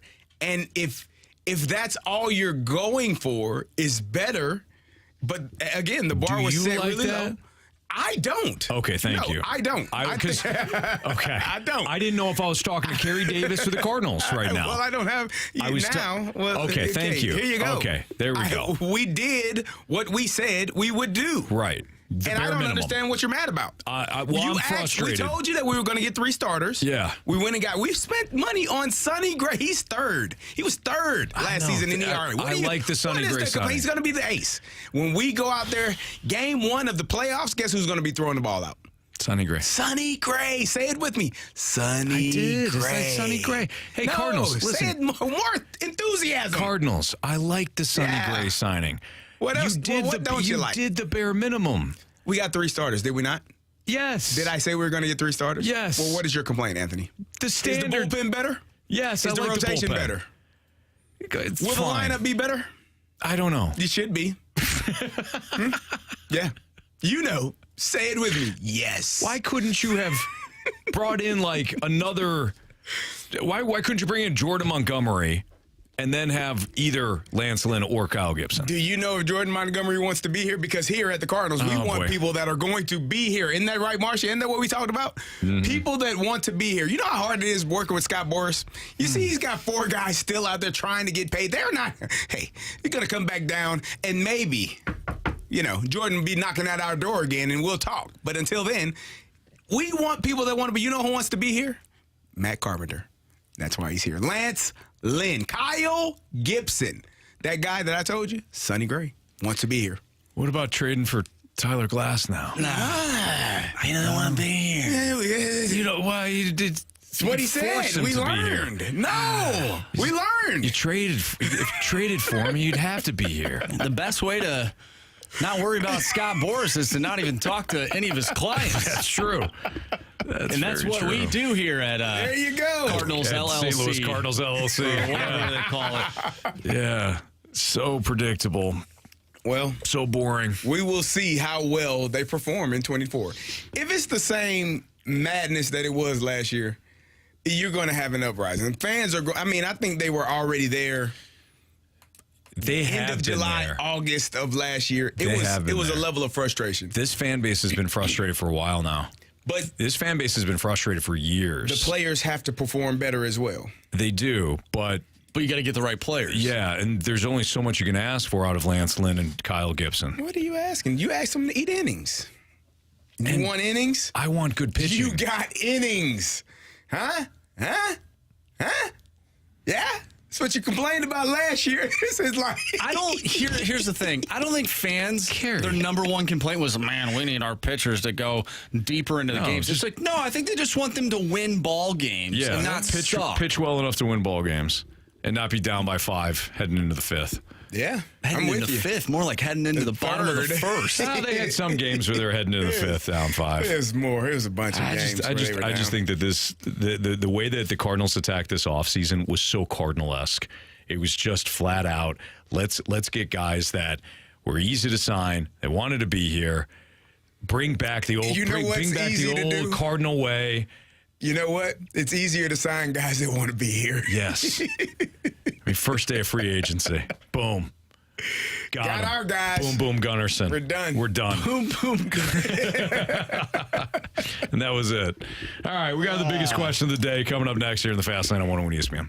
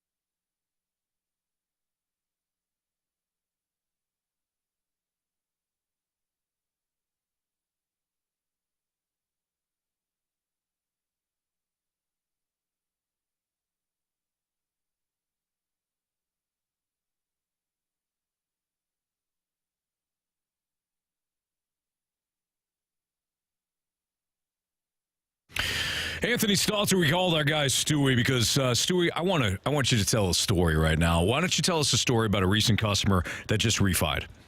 Anthony, we had a customer that listens to ESPN every single day, 5 hours a day. I don't know how he does it, but that's what he says he does. Hears us all the time. When he bought his house, he went to the realtor's referral lender and got a rate in the mid to upper 7s, and he's paying PMI. Came over to us and said, hey, I hear you all the time. I don't know if I believe this bagel thing, but I'll give it a shot. We got him closed in 2 weeks. He closed with the other lender 2 months, but it took him 40 days to get it done. Wow. 2 weeks, saved a fortune. You ready for this? $325 a month in his payment. $325 a month just because he refinanced it with the bagel loan. No closing costs at all. If you bought a house 3 months ago, 4 months ago, 5 months ago, you're paying too high of a rate. You can get it reduced now for free. Take advantage because it can pop right back up. Well, there you go. If you're driving around right now and you're like, yeah, I don't know if the bad bagel loan thing's for real either, let Stewie prove it to you because his creation, the bagel loan, is saving customers, saving our listeners a ton of money over the course of their loan. Stewie knows the market. He knows what St. Louis buyers are looking for, and he will make your offer more attractive. So give him a call right now, 314-324-4440. If you miss that number, you can always Google the Bagel Loan, call him or text him, because that's his personal cell phone number that he hands out, because he wants you to call him. He wants to help you out. So don't wait. Give him a call. Google the Bagel Loan. Stewie, keep up the great work. NMLS number 226715.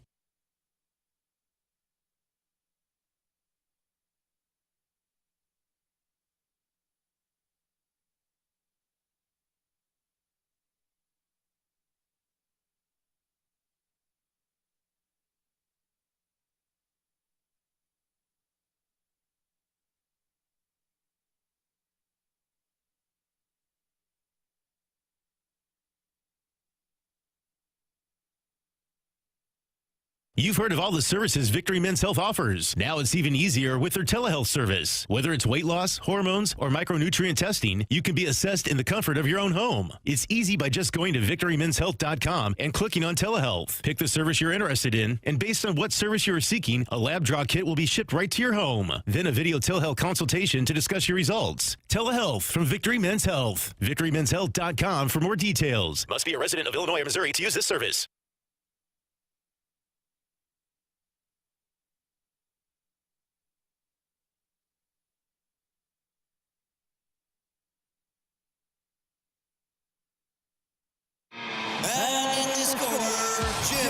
Selection and price, powerhouse. Trade in value, powerhouse. Financing, powerhouse.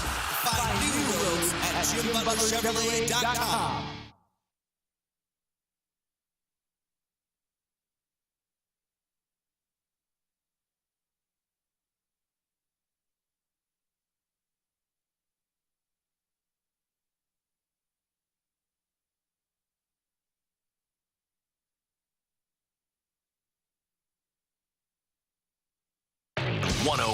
ESPN Sports Center. I'm Andrew Marsh. It's time for a Sports Center update brought to you by Saliga Heating and Cooling. The Blues are back in action tonight, taking on the New York Islanders. We'll have the pregame for you in less than 30 minutes, starting at 6 o'clock. Puck drop is at 7. You'll hear Chris Kerber on the call. We talked with him earlier today. If you missed that interview, make sure you go to 101ESPN.com or check out the free 101 mobile app. Just head to the podcast page. You'll find all of our interviews and full shows there. And it's all brought to you by Dobbs Tire and Auto Centers. Once again, Blues Islanders tonight. Zach Bolduc in the lineup for the Blues. And you can catch it right here on 101 ESPN. We have our biggest question of the day coming up next. I'm Andrew Marsh, and the Sports Center update is brought to you by Saliga Heating and Cooling, independent American Standard heating and air conditioning dealer.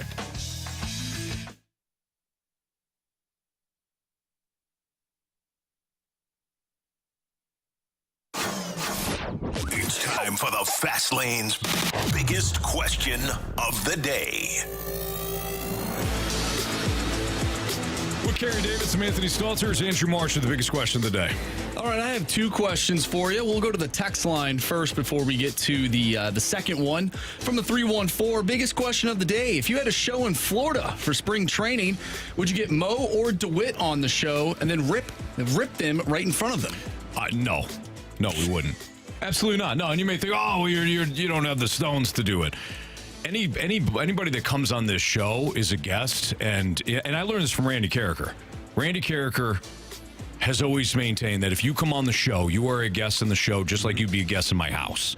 I'm not going to come on and sideswipe Mo or sideswipe Bill DeWitt or sideswipe any player. That does nobody any good. We're not going to be some clickbait show here.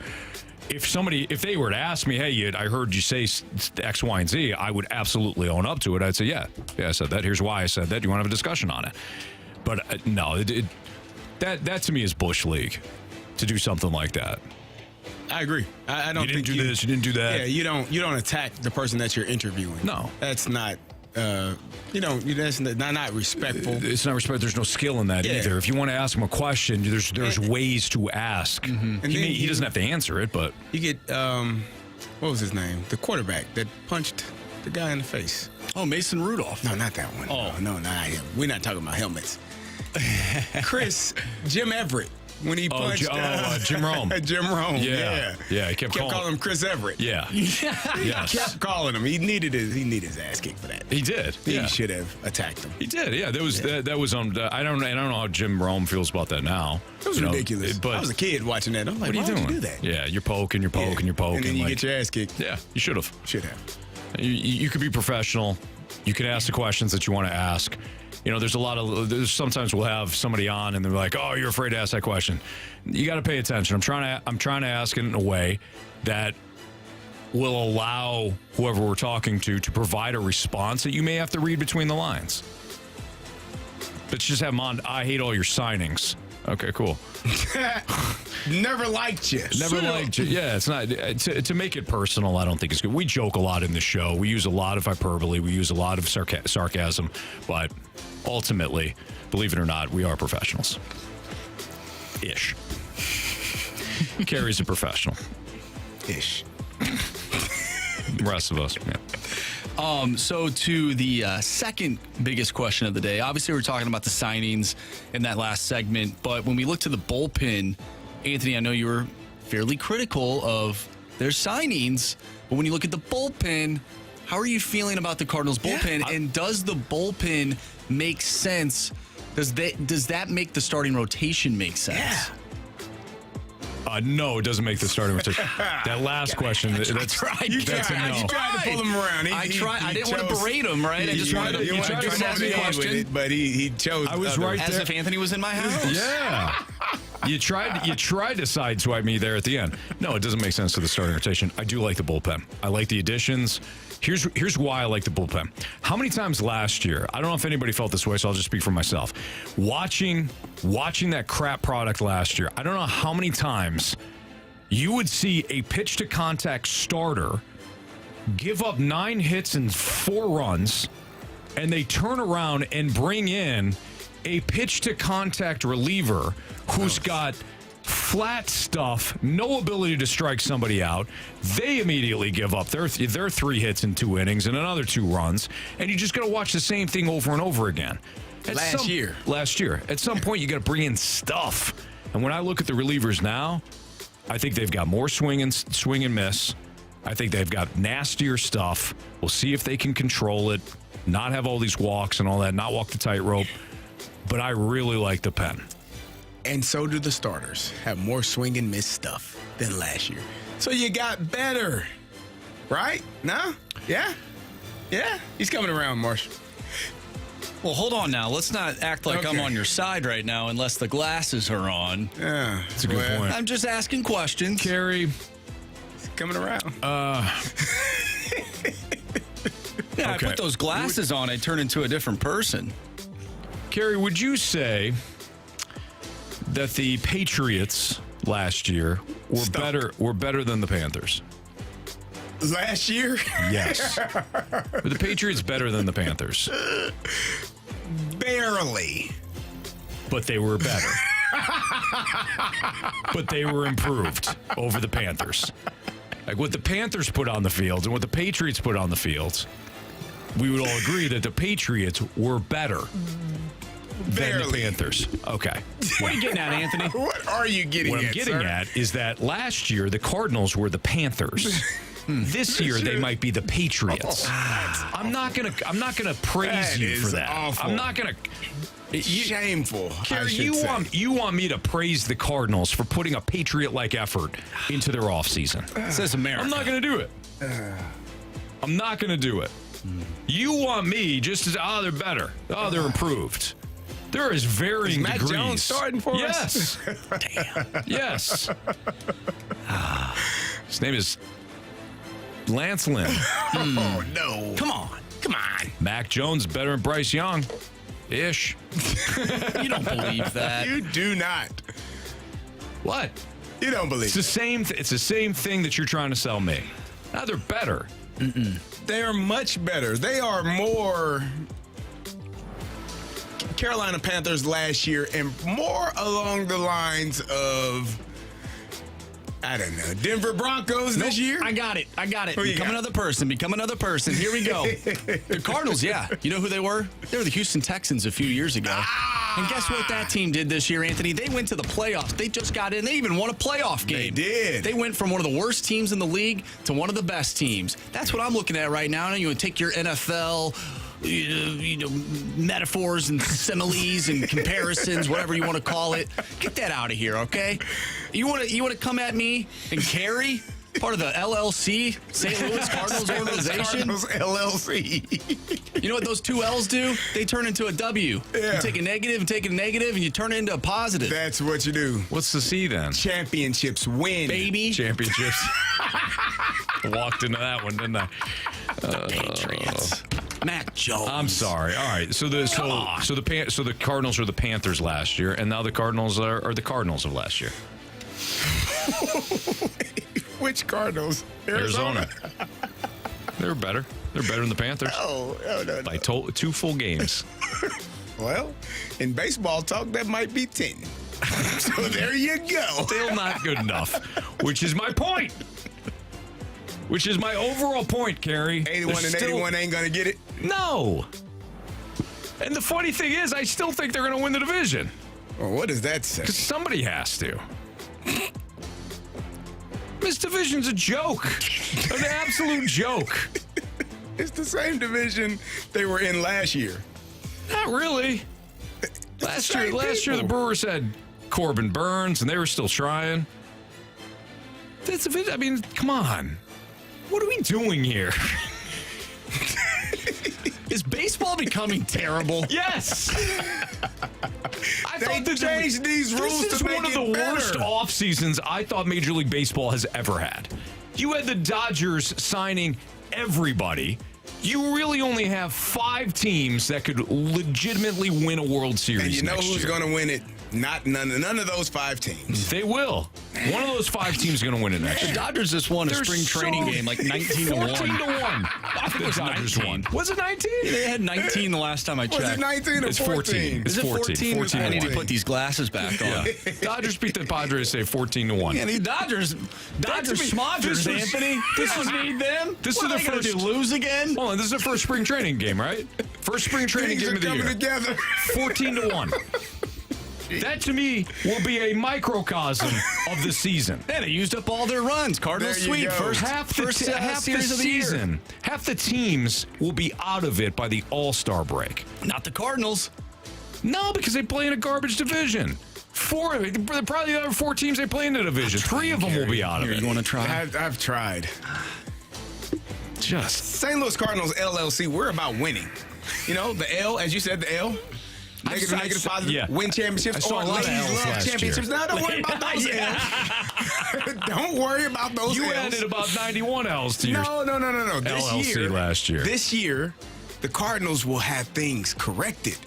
They went out, got 3 starters. 3 new. 1, 2, 3. Did you hold up 2? 2, 3. Starters. You said they got 3 new starters. 3. 1, 2, 3. Okay?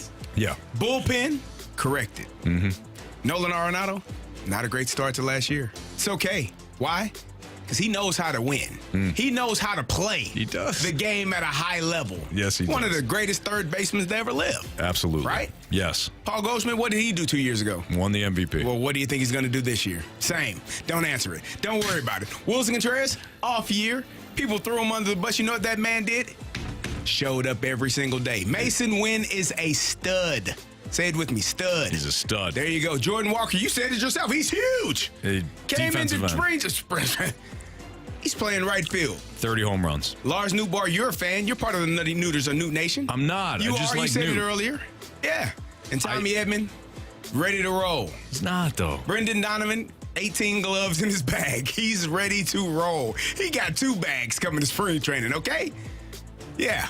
These guys, special group, Anthony. You know what? I'm with you guys. There you go. I'm with you. This is going to be a great season. There we go. It's going to be a great season. Took long enough. Yeah. But we got him there. I am so excited to watch these guys. He's going to say something before we break. No, I'm not. I'm not. Absolutely not. We have Bet the Board, 3 stars of the day, criticisms and compliments. And again, I'm fired up for this Cardinals regular season because they get bounced in the first round. Ah, there it is. There it is. Just terrible. What? That is ridiculous. Oh, I'm a big believer. Come on. In the regular season. We'll get you there. Bet the Board next.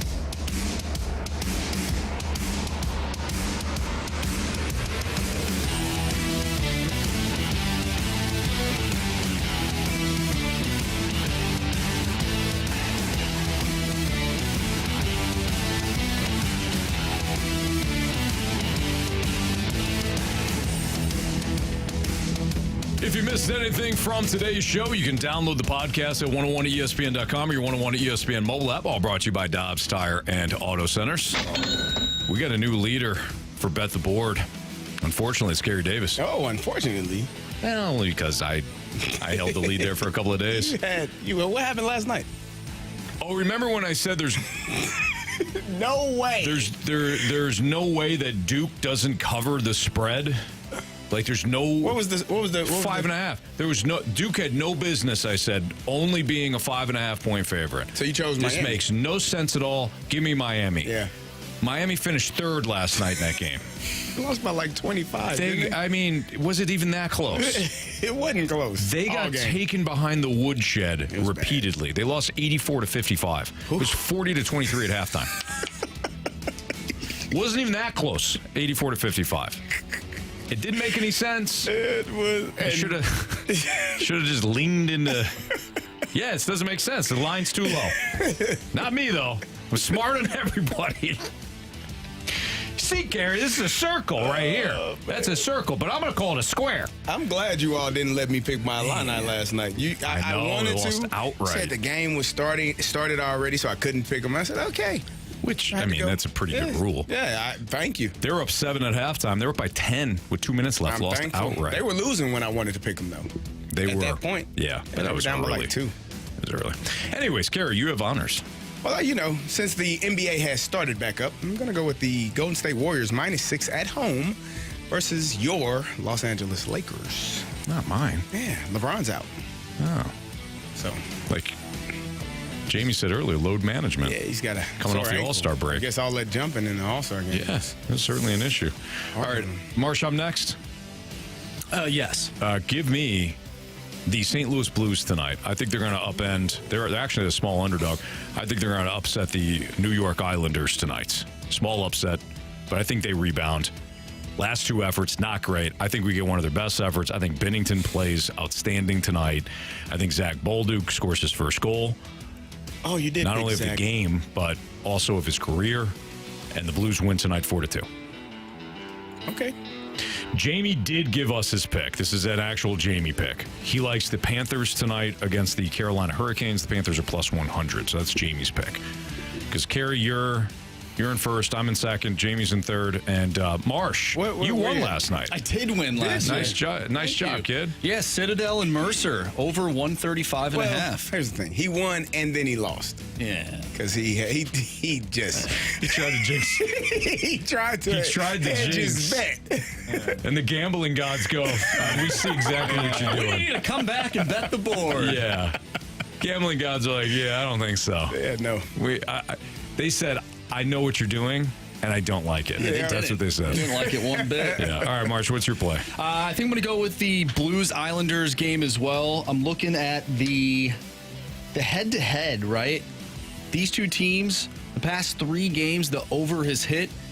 The last over was over-under was 5.5, 7-4 victory for the Blues. That was in 2022, so should probably not look at that. But the Islanders, though, in their last 2 games, last game they played against Pittsburgh, 9 goals total.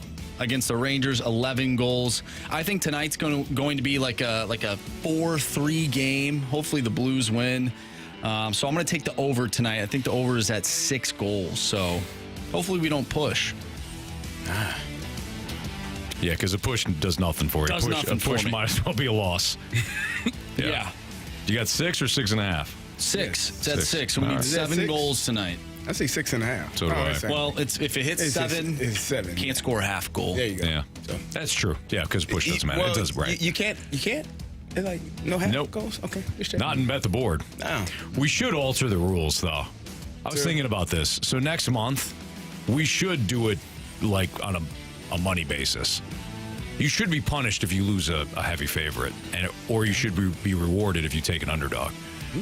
So maybe we'll mix things up for next month. All right, Marsh, what do you got for criticisms and compliments? All right, let's go to... We got a lot today. From the 314, I love you idiots. Thank you. Hey, yeah. Thank you. That's a great compliment. It really Absolutely. is. It's endearing. They're showing their love. Yeah. From the 314, this show has never been better. Jamie, Anthony, and Carey have something special here. That's actually from Mike from SoCo. Hey, Mike, thank you very much. We appreciate that. Very kind of you. Definitely. Thank you. From the 314, I just lost all respect for you, Anthony. The moon pies are for Diamondbacks. First of all, nobody eats moon pies except for me. Oh, man. Wait a minute. Son of a... Let's be honest, you didn't have any respect for me anyways. All right, let's get to our 3 stars of the day before we get out of here and get to Blues pregame. We'll start off with the moon pies as our 3rd star of the day. Yes. I guess you guys don't like chocolate and a little cookie and a little marshmallow. Okay, I'll pass. Don't you scoff at moon pie? I just said I'll pass. Okay. Okay. Our 2nd star of the day goes to another brand that is keeping this Cardinals baseball team together. That is Flex Seal. The old Flex Seal. Keep the boat upright. Don't let it sink. Get all that water out. The water stops coming in when you put that Flex Seal on there. It just at least for that's Lance as Lynn, long as the commercial, Kyle Gibson, and Sonny Gray. As long as the commercial is shot, they are our Flex Seal. Mm-hmm. Yep. Some 1 minute commercial lasts a minute. Our 1st star of the day goes to all of our listeners. Yesterday, we mentioned a youth hockey player, Patrick Davey. He sustained an injury, a neck injury. Yesterday, when we mentioned it, his GoFundMe was at a little over $15,000. Now it's a little under $25,000. That's outstanding. All within one day. That's outstanding. That's amazing. Thank you. Good job. Seriously, thank you, guys. That's touching, man. It doesn't surprise me, though. Our listeners are incredible. Absolutely incredible. And we always want to make sure that you're a part of the show and you feel like you're part of the show. Something like that. It's a great example that you are. We got Blues hockey coming up. We got pregame starting in less than 5 minutes. We'll be back tomorrow, too. See you.